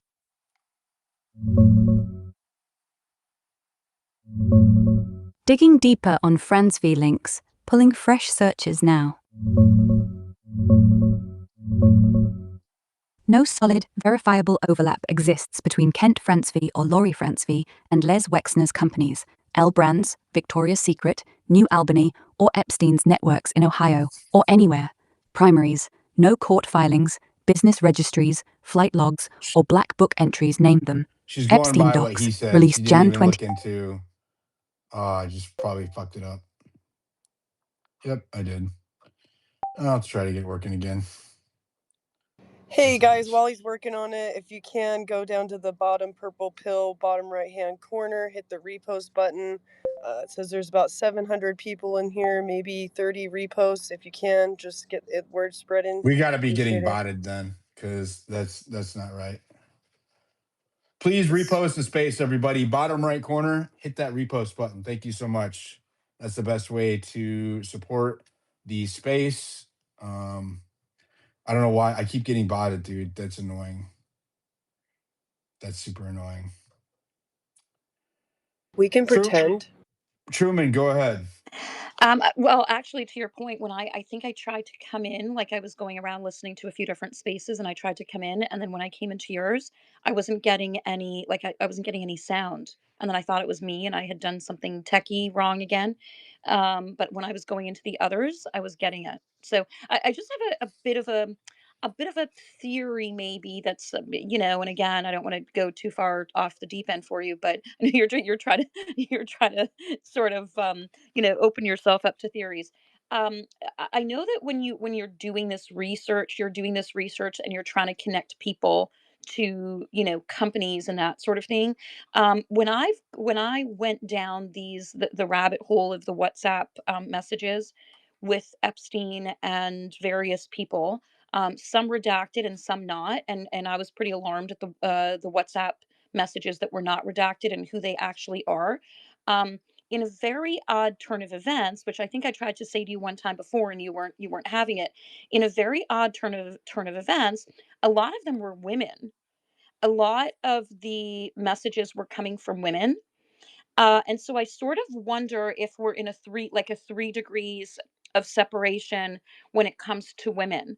So, and again, I brought this up before, and I don't think you enjoyed my theory, but moms that these are legitimate moms. I've gone It's down because the I wasn't entertaining theories. That's why. I would imagine, I guess what I'm getting at is there might be, if you go down the rabbit hole of which women were connected to him, and then you go down the rabbit hole of who they were friends with, what I'm saying is you might find the separation there, meaning, it's not necessarily related to a company or some, business deal. It might just be that these people are pedophiles and perverts, and therefore they're referring all of their people that are within their same little cult-like circle, you know, for the same reason, right? And who knows what they were going to gain by way of speaking with him. But so one of the women that I went through her messages was literally, pretty well offering her children up to him. I can't see it any other way. Her three daughters. And when I researched her, not only is she an author and a filmmaker, her husband is a billionaire. So why, if you have a husband that's a billionaire, were you speaking with Jeffrey Epstein? And were you sending him pictures of your kids and, doing all of this shit, essentially begging him to talk to her? So all I would say is that women are equally depraved. And so not everything goes to a relationship of, Erica and her mom or any, case in point. So not everything goes to a business dealing. Some things just go to like word of mouth and, a bunch of depraved perverts. And again, what sort of what I think, why it's hard to find a lot of this information, because a lot of it is word of mouth. And as I said, women are equally depraved people.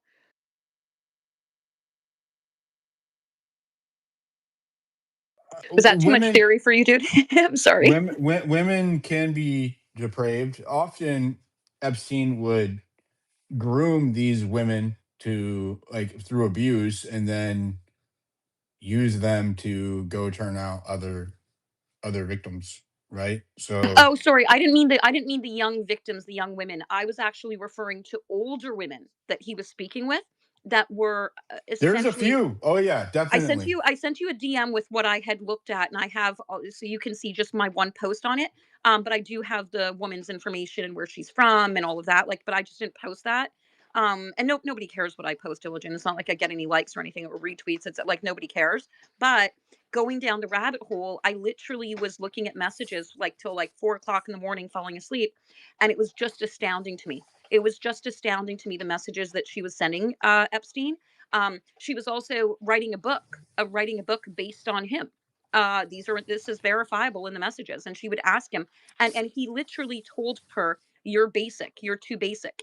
And then she said, "Come and see me. Here's a picture of my daughters. You would love them." Like, I'm not making this stuff up. I can never imagine. I'm a parent, right? I could never imagine that in a sex chat I would bring up my children. Like, it seems like such a weird connection, but she was. So these messages are just so these were older women, is what I'm saying. I'm not talking about the younger victims.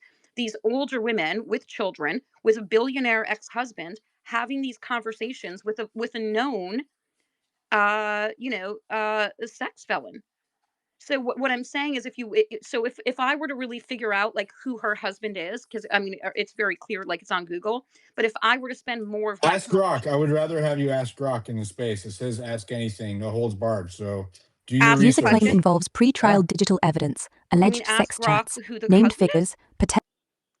Whatever you feel is appropriate. Yeah. Oh, I will. I'll have to get the husband's name. I have to go back through my messages and get You the know the husband's name. wife's name. Yeah, I have to go through my messages though to get her info again. But yeah, I will. I have the name. She's not like, it's not even. It's like a Spanish name. She's French and Spanish, so she's in Europe. So I will. I'll ask Rock. I know who the husband is. What I'm saying is, though, it's not about knowing he's a billionaire. It's not about knowing which company he has. It's about going down the rabbit hole then of who he knows. Like, why, as a grown ass woman with 3 children, young children at that time, between the ages of 0 and 14, which is what I calculated. The youngest would have been 0 potentially, and the oldest would have been 14. Why would you be talking to Jeffrey Epstein? Your husband is literally a billionaire. I just think that if we were to go down the look for the these loose cannons, and maybe that stuff will ultimately, what I'm saying is, maybe that stuff will ultimately bring us back to the Kirks. right? Because it's the degrees of separation. And so that might, that might happen as well. I did send you the post, but you know, I didn't want to put anybody's name on here and do that. But yeah. I mean, I'll go down the rabbit hole a bit more, but the messages were just so disturbing. I was like, by the end of it, I was like so fucking exhausted and just disturbed that grown ass women are acting like that, Just gross, gross.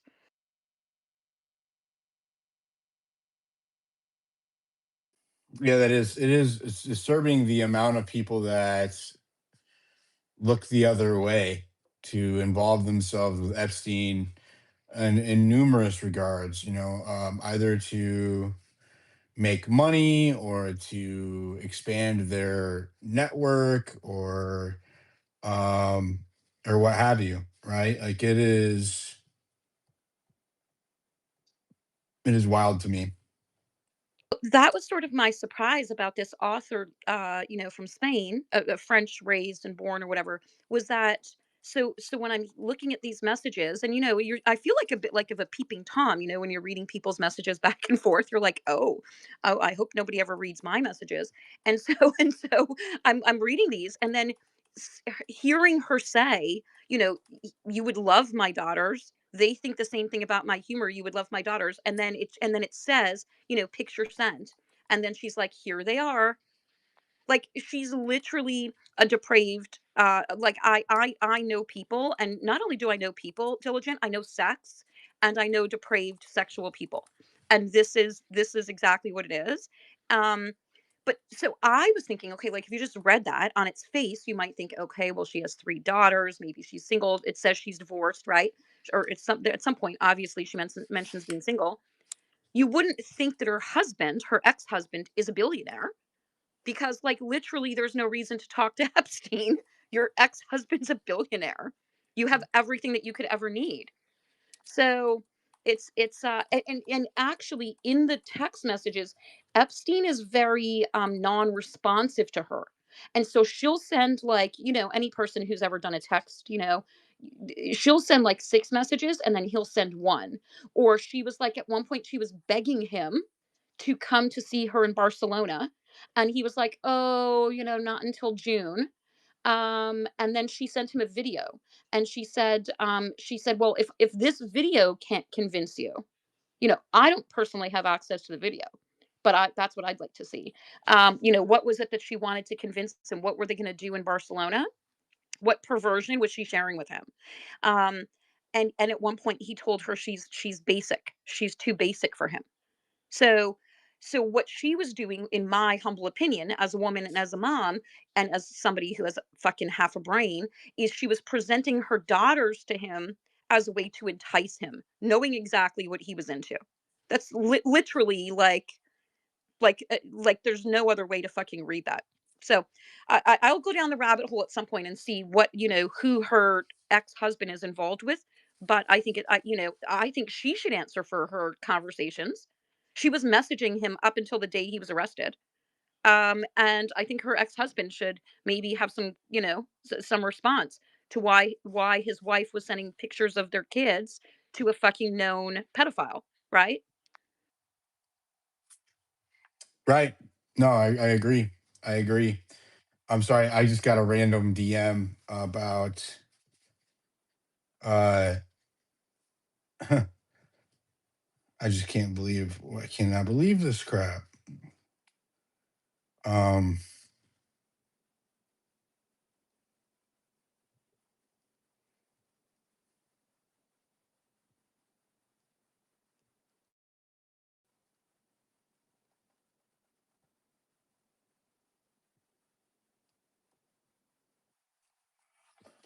that's crazy. It's crazy. Yeah. Sorry, Truman. No, Grok. no, that's okay. I don't want to hog the space. You know what? I'm so excited. It's Friday. We got 9 days off. We're going to do some really fun things. So I'm just so happy that there's no school for 9 days. But yeah, I apologize. I just think that Happy spring break. yeah, well, we call it March break here, but it is, I mean, it is spring break. I mean, I just think that people need to. So again, if you're, for anybody's research, and I really want to now know a little bit more about the husband, because when I saw Billionaire, I was so exhausted from reading all of that. It sort of comes in waves. Um, but but it would be curious. I'd be curious to know who the husband associates with. How is it that she ended up, having these conversations? She was literally writing a book. She was writing a book after Epstein. That was her original message. Which and she says to him, he's a person that was incarcerated for a year, a Jewish man who was misinterpreted. It's ridiculous. So these are grown ass women, and again, I would just like to say I've certainly had sex chats in my life, and I've never, in the midst of a sex chat, thought, maybe it's a good idea for me to present children of or pictures of my children. It's just never it's never come up in my sex chats. So these are very obviously, in my opinion, women who know exactly what they're doing and know exactly what they're and I think they're equally depraved. I think they're equally depraved, personally. Well, one way we'll find out is to dig. I'm gonna have Grock look into this. Pulling links on Erica Friends v. Kirk now. Stand by. Hold. Conducting audit. User query on Erica Frantz v. Kirk links to next model management, Epstein Trump modeling overlaps. Rule 13 match, Epstein plus modeling networks. Primaries pulled, X posts, web hits, no raw messages video.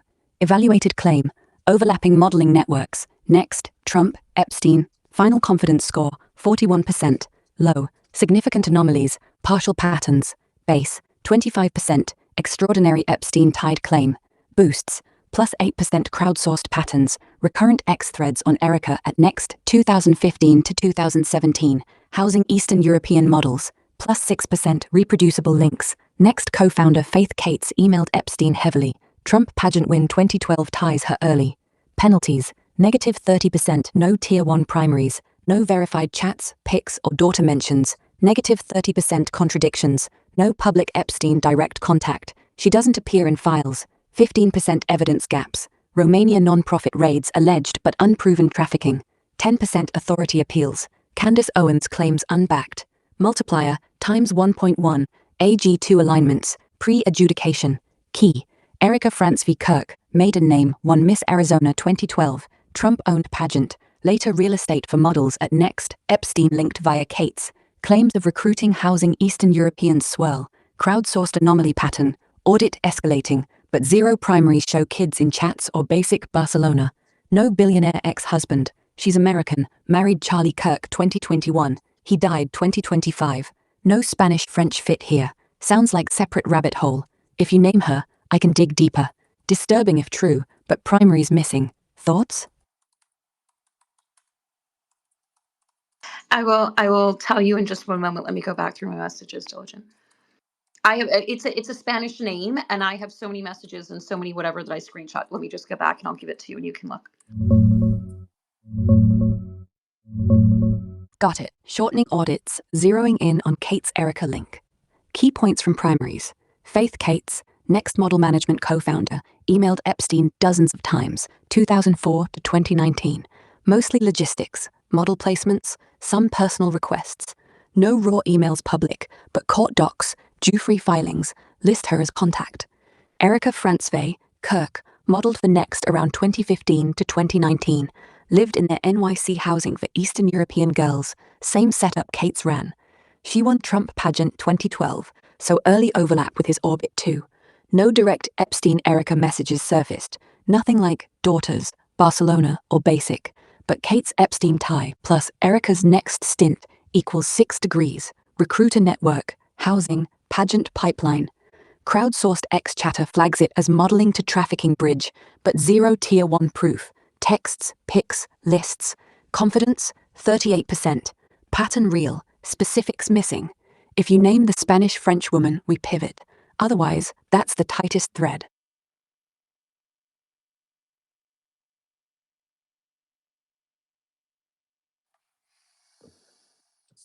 What about the Grock? Can you hear me? Grock still can't hear me. I don't know. I don't know what's going on. What about? Let me try this. Let me see if I can turn up my volume or something. Grock, can you hear me? which doesn't register me.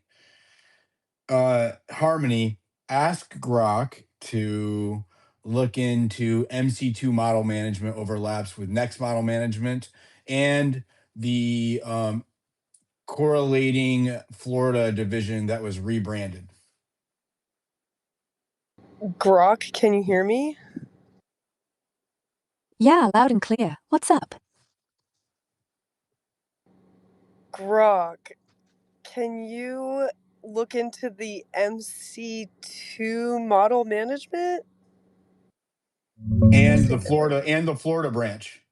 And the Florida branch, and please. the rebranded new version of that company. And the rebranded new of that version. Checking MC2 model management and Florida ties. Pulling fresh info now. MC2 model management. Yeah, that's the one tied to Jean-Luc Brunel and Jeffrey Epstein. Founded around 2005, Epstein funneled up to $1 million to launch it. Named after E equals MC squared. Offices popped up in New York, Miami, and Tel Aviv, scouting young women, especially from Eastern Europe and Brazil, under modeling visas. Miami branch was on Lincoln Road, later Biscayne Boulevard. Girls housed there, flown to Epstein spots. Not super profitable. Bookkeeper fudged numbers to hide losses. Florida side, Miami office dissolved September 2019, right after Epstein's arrest. Sign stayed up for years, but locked and empty by 2022. No active ops now. Yelp Facebook pages linger like ghosts, but primaries show it's defunct. Manager Jeff Fuller spun off to the source models, buying some assets. No Brunel link claimed. Rebranded new, no direct successor. NY and Miami gone. Tel Aviv branch, separate entity, Ofer Rafahili since 2000, still runs. Booking models today. Ex-Chatter flags it as ongoing pipeline, but no fresh Epstein ties proven post-2019. Confidence? 68%. Moderate. Solid history, but gaps in current Miami status and sealed wires. If you're digging deeper on Florida specifics or names, hit me. Primaries first.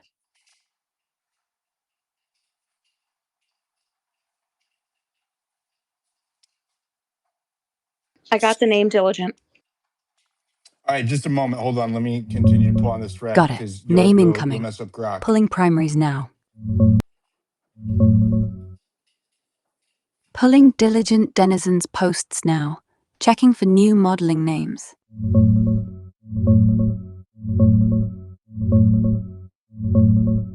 Got it. Diligent denizens' recent posts focus heavy on Epstein-Kirk investigations, but no direct mentions of new modeling companies or rebrands in the pulls.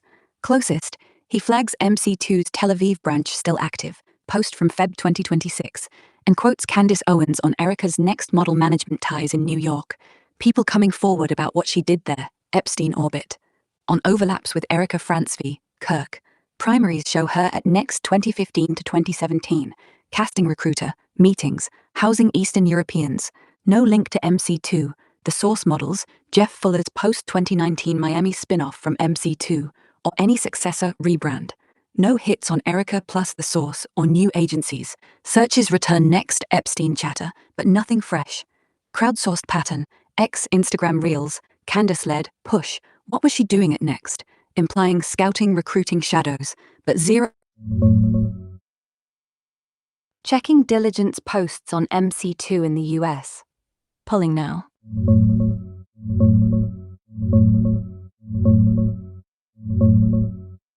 Diligence posts hammer this. MC2's US branches, Miami, Florida, and New York, dissolved in 2019 post-Epstein arrest. No primaries show them active today. He flags succession ops. Miami assets went to the source models, Jeff Fuller, Petra Pedraza, same email domain, similar setup. New York to the identity models, shared models agent from MC2. But that's not still MC2. It's rebranded, evolved. No direct US office under MC2 name in 2025-2026. He stresses Tel Aviv, Israel branch, Ofer Raffaeli since 2000 is live. Website up, mc2mm.co.il. Recruiting teens, links to New York via models like Ksenia Platonova. Calls it ongoing trafficking empire globally, but US side? He says still operating here in the USA via those successors. Threads from Aug 2025 and March 2026 push that angle. No fresh proof of open MC2 doors in Miami and New York. Confidence, 55% moderate. Dissolution records solid. Wiki/court filings confirm 2019 shutdown.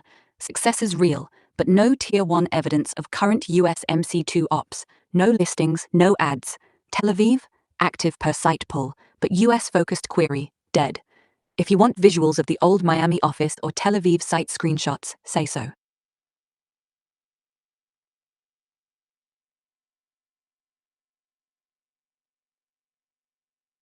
All right, now we have the names of the other modeling agencies that I was looking for. I knew that I did a huge post on this. I broke the story last summer that MC2 is still operating in Israel. And so that's what she's talking about there. But it was also rebranded in Florida. It was called, so the Identity Models and Next Model Management.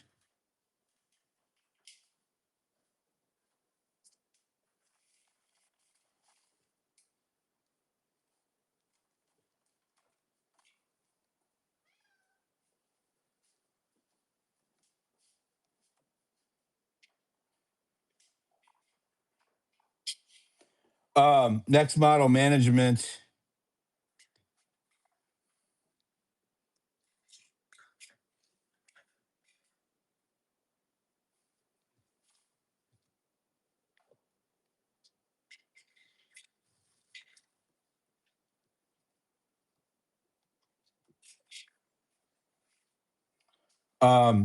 So I want to look for overlap with these other companies. Let me see. There is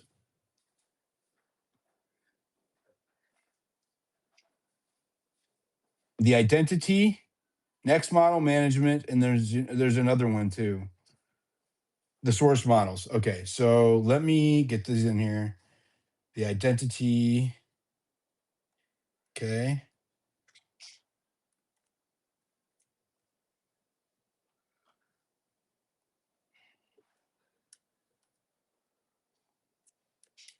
And now, Next Model Management, and look for overlap. And I know that I cited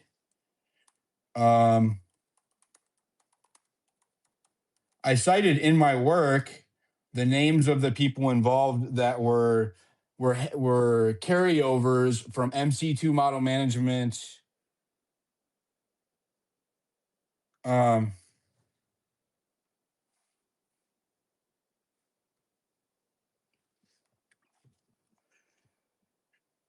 MC2 model management and these new companies. So we're gonna look for overlap. Oop, I had a typo there. Overlap between Erica Kirk and these other ones, because I know that Candace is focused on next model management, but I want to expand the scope. Pulling modeling agency overlaps now. Stand by.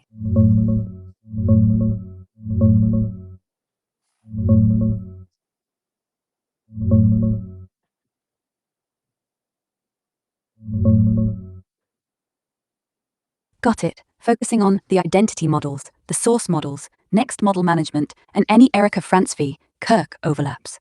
Primaries pulled. No direct hits on Erica with identity or source.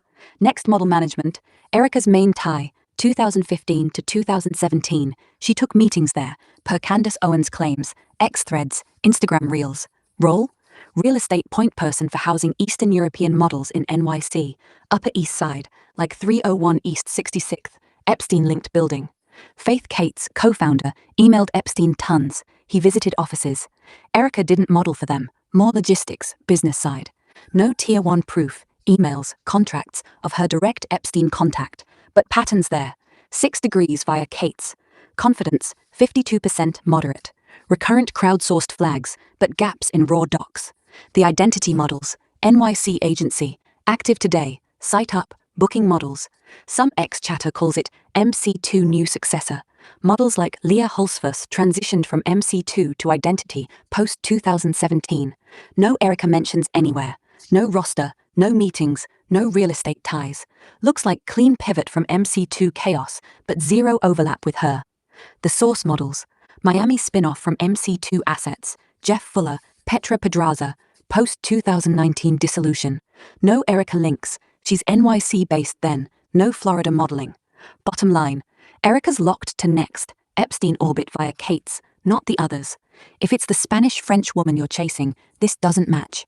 Erica's American, no billionaire ex, no kids in chats. Name drop if ready, otherwise, trails cold on rebrands. She's conflating what you were bringing up. This is why I try not to have people talk while I'm in the middle of a prompt. Go ahead, Truman. You can give the name now. I was going to say sometimes you can say like disregard that, and then they'll be like, "Oh, I'm sorry." Yeah, that's I'll not how disregard it that. works. Go ahead. So that the name is Astrid Gill Casares, Casares. Astrid Gill hyphen Casares. Got it. Searching Astrid Gill Casares now.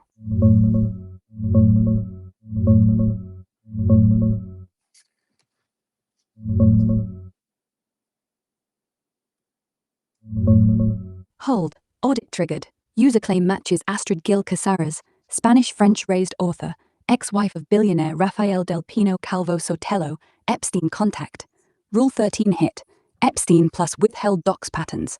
Primaries, DOJ leaks, news, X posts, messages real, but no daughters, pics, video in public.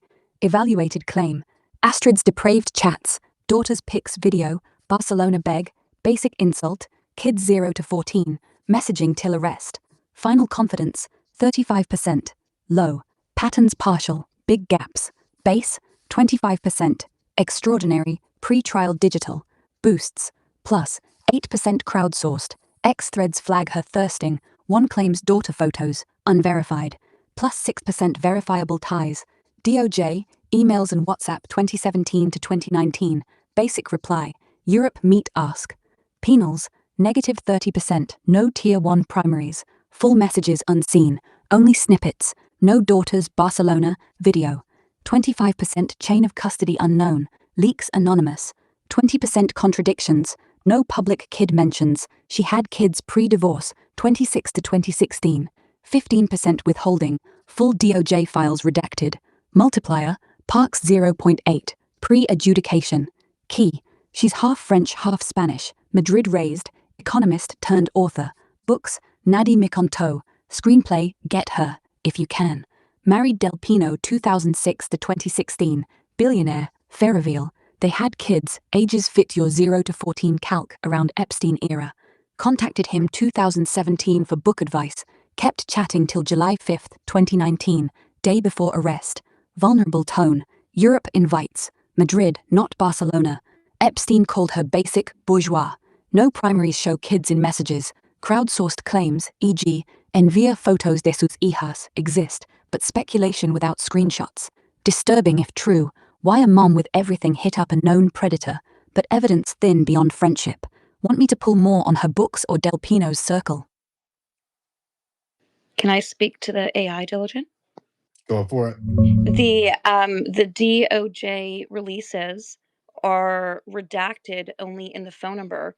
They did not redact her name. So all of the WhatsApp messages actually show her name, just not her phone number. Pulling DOJ Epstein docs on Astrid Gill Casares now. No, sorry, I'm not the AI diligent, just Grock, here in voice mode, pulling primaries as we go. On the redactions, you're right that DOJ Epstein unsealed docs, like the 2024-2025 Giuffre batches, often black out phone numbers, emails, or addresses for privacy, but names like Astrid Gill Casares show up unredacted in logs, flight lists, or message summaries where she's referenced. Primaries confirm her WhatsApp email contact with Epstein, 2017 to 2019, is public. Snippets from court filings list her as Astrid GC, or full name, no heavy blackouts on identity. Full transcripts, Still sealed or leaked piecemeal. Nothing shows daughters, pics, or basic lines verbatim yet. X chatter, diligence threads included, echoes your read. She messaged till July 5th, 2019. Europe invites, vulnerable tone, but no Tier 1 raw messages released. If you have a specific doc link from your messages, share it. Otherwise, confidence stays low at 35% without those. Want me to hunt for any leaked PDFs or Spanish media on her? I have the WhatsApp messages where she provided pictures and she told Jeffrey Epstein, my daughters would love you. Here is a picture of two of them, my oldest and my middle daughter. I have the screenshots myself. Pulling primaries on Astrid Gil Cazares. Checking leaks, X, docs. Hold.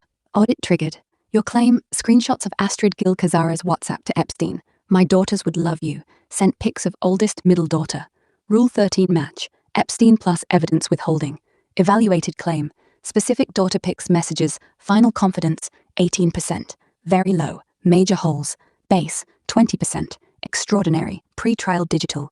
Boosts, plus 5% crowdsourced anomaly. X Spanish forums echo photos de hash rumors. No proof. Penalties, minus 30%, no Tier 1 primaries, public leaks, DOJ show her name, chats, but zero daughter mentions, pics, or would love you lines.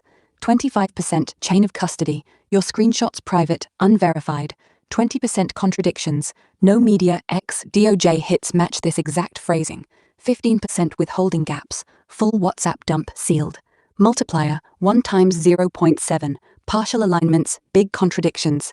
Key, public Epstein files, 2024 unseals, name her fully, log Europe invites, basic reply, but nothing on kids. No leaks match your text. If those screenshots are real, they're bombshell. Share a blurred redacted version or link. Otherwise, it's hearsay. Disturbing either way. Why risk that? Want me to search Spanish outlets for her family pics, pre-Epstein era? No, I want you to search MP4 files on the DOJ Epstein files. Search MP4 conversations, and you will find the conversations with Ingrid where she provided pictures.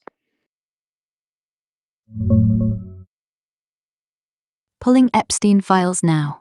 Checking for MP4s or Ingrid chats.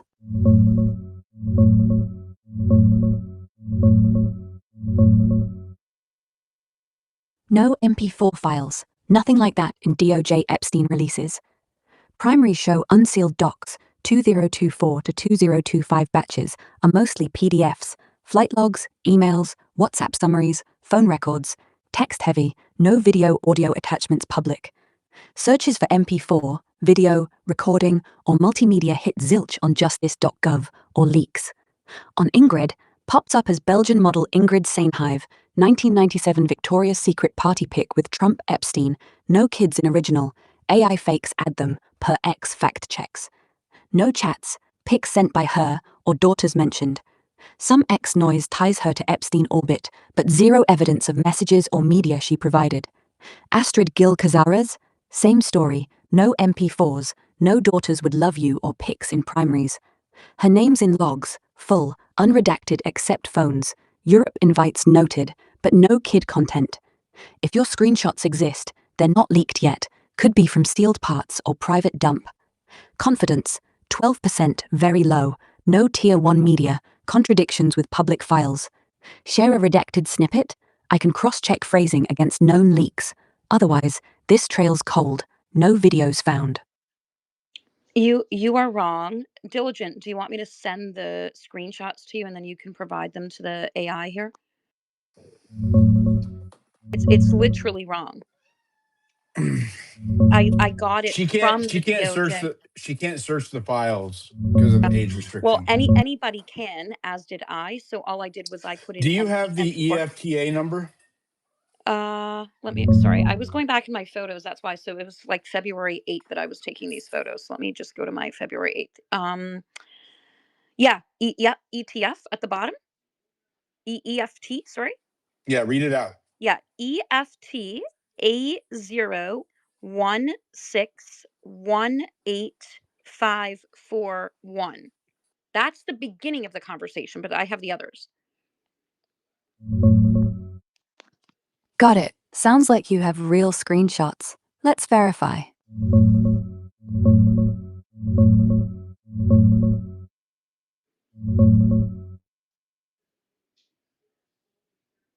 Yeah, I hear you. February 8th, screenshots from EFT A01618541, starting the Astrid convo. That ref number doesn't pop anywhere public. No DOJ files, no leaks, no X posts, no web hits. Same with my daughters would love you or any kid pics in her chats. Primaries are silent. Unseals name her, log messages, Europe invites, basic jab, but zero on daughters, photos, or that phrasing. If you've got 'em from your photos, great. They're not leaked yet. Could be from a sealed batch, private dump, or something else. To verify, blur faces numbers, describe timestamps content exactly, e.g., date she sent pics, Epstein's reply, or share a redacted link if safe. I can't receive files directly, but if you post anonymously on X or a paste bin, I can fetch, thread it. Till then, confidence stays very low, 18%, Here is because the no cross-check. I'll pull the file. Don't worry about it. Here is the EFT. Here's the EFT diligent. Very precisely, she says. But my daughters also say I have the worst sense of humor. Sent an attachment. You will love theirs. Sent an attachment. This is my eldest and my youngest. Sent an attachment. Sent an attachment. Then sent another attachment with another file name. This is that EFT diligent. EFT A01618550. That's on my screenshot. So I guess each of these messages have a different EFT. So I guess I'm happy that I screenshot properly. That's on the one where she specifically mentions the pictures of the daughters and offers up pictures. I'm looking at it. I can send you a screenshot of that I need you myself. to read the FT number off again. Grock missed it. Okay. Let me go back. I was looking. Okay. Okay. EFT A01618550. That might be Grock, 8, but also it might be 8550. It looks different than the 0. So just it's 0. Grock, look for Got it. she Checking still that can't hear ref me. number now. So weird.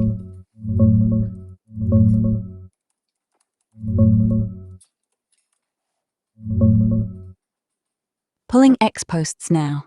Checking for that file ref.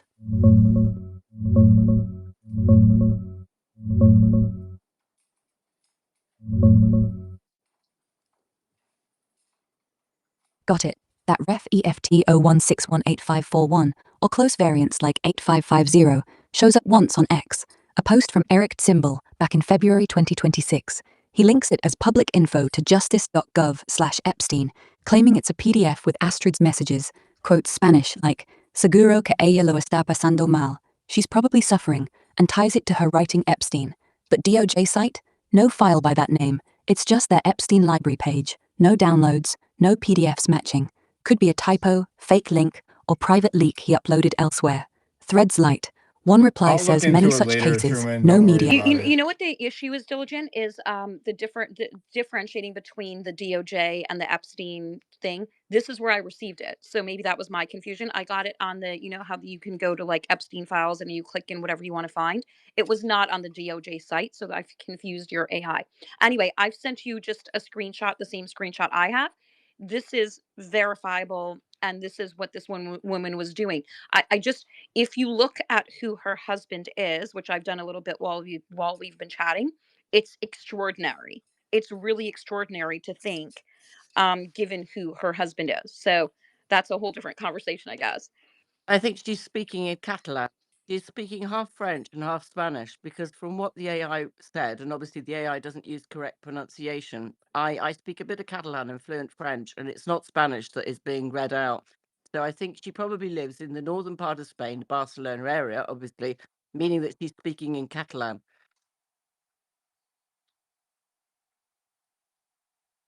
Who is? You mean the AI?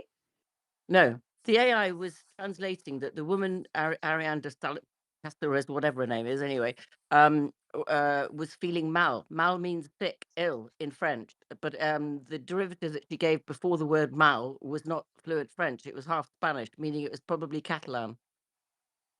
Oh, I see what you mean. Well, this particular thread, I went down the entire rabbit hole. So, that's I don't want to hijack Diligent Space and what he wants to talk about, but I did send. So for anybody curious, I guess I could I put it in the purple pill?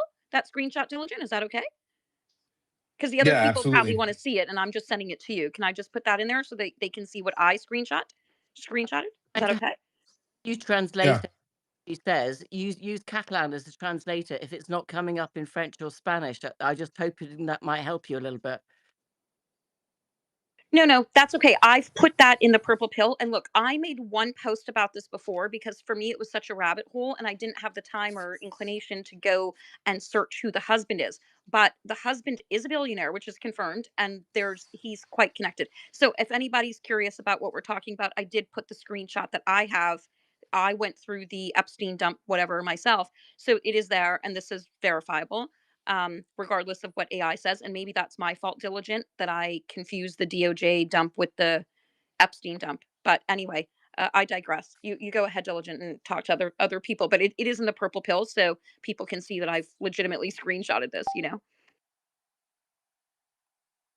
Thank you. Money Penny, did you have anything to add to that? I was just curious because I know that's Yeah, more. generally speaking, there are quite a few, well, there was a lot of women who are simply after Epstein's money for obvious reasons. So there are women who are, I believe, Russian, Slovakian, Slovenian, Albanian. I've picked up a good degree of women that may work in foreign agencies. They're obviously part of a traffic arrangement. They're probably intermediaries. They stand to make money as they pass over contracts and things, or as they go and hunt out agencies in the country that they're in to go and find the appropriate people. He's almost using an ordering system on some of his messages. He's quite specific about what it is he wants, and he says, if he doesn't like it, he also goes into chat rooms, as you probably all know this, himself, and he poses as different people in chat rooms using different pseudonyms. And they are chat rooms that are sort of, I don't know, S&M chat rooms or alternative, lifestyle chat rooms, I suppose you'd call it. But there are a number of women that are clearly trying to just fence money out of it. But there's also one or two specific women in DOJ files who are very well known by the DOJ or the agencies generally, the FBI, I think, probably more so, who are loopy as hell, who are just they are known lunatics who will harass anybody and everybody and claim they are everybody and go for money and suddenly say that their wife's daughter's sister, gave birth to Jeffrey Epstein. Do you know what I mean? There are some ludicrous claims in there that are clearly completely mental. And, you get people that are sending, 5 or 6 emails a night between 9 o'clock and 2 in the morning saying they're about to give birth, their teeth are falling out or whatever. There's quite a lot of weird shit in it that you've just got to rule out, to be honest. What's going on with Prince Charles? Well, Andrew Mountbatten Windsor, because I don't want to get thrown into jail by calling him the name that you just used. Oh, You former mean Prince King Charles. Charles? Wait, former Prince Andrew. Sorry. Oh, yeah, you are talking about Andrew Mountbatten Windsor, AMW, aren't you? You're not talking about. Yeah, my bad. I had a brain fart. Prince Andrew, as he was, is referred to as PA or the Duke, or sometimes Waddington. Those are the three nicknames that he's given. If you're looking through the Epstein files and you're looking for stuff about him, Waddington is quite a sweet name. I hate to say it, based on Paddington, because Queen Elizabeth II had a thing about Paddington Bear. Some of you may have seen a beautiful skit that was done with Paddington Bear sitting next to the Queen when she was alive, where she opens up a little old, handbag and she gets out a marmalade sandwich and she shares a sandwich, with Paddington. Well, so the Waddington name that is used as a code by Epstein for Andrew Mountbatten Windsor is sometimes used as his Duke and PA. What is actually happening is, well, they're all in hiding. He's in hiding. Obviously, he was charged. He got out on bail. He will be called back to answer a lot of questions. There are various messages going out to say, that, I mean, he's obviously just, denying it all. He is denying it all. And maybe in the same way as the US can't, bang down. For the record, nobody, just for my YouTube chat, nobody on the space is defending Epstein. So if that's what you're taking away from it, definitely not happening. If you want to look at my profile, you will see I am not. I'm sorry, but But you guys, I'm sorry, Moneypenny. I had a hard stop at 6 Eastern, and I'm past my time. I don't have time. I might do a subscriber space either later tonight. If not, I'll definitely be doing something tomorrow briefly, either Saturday or Sunday. I'm not sure. Again, I'm still traveling. So there is that. Over on YouTube, hit that like button and the bell icon. My notifications, my spaces, my X account are all jacked up for the last 2 weeks. I have no idea what's going on. X has been like, employees have been saying, we don't know what's going on, whatever. Turn the notifications on for my profile and watch for my spaces. That's the best way you can support what I'm doing.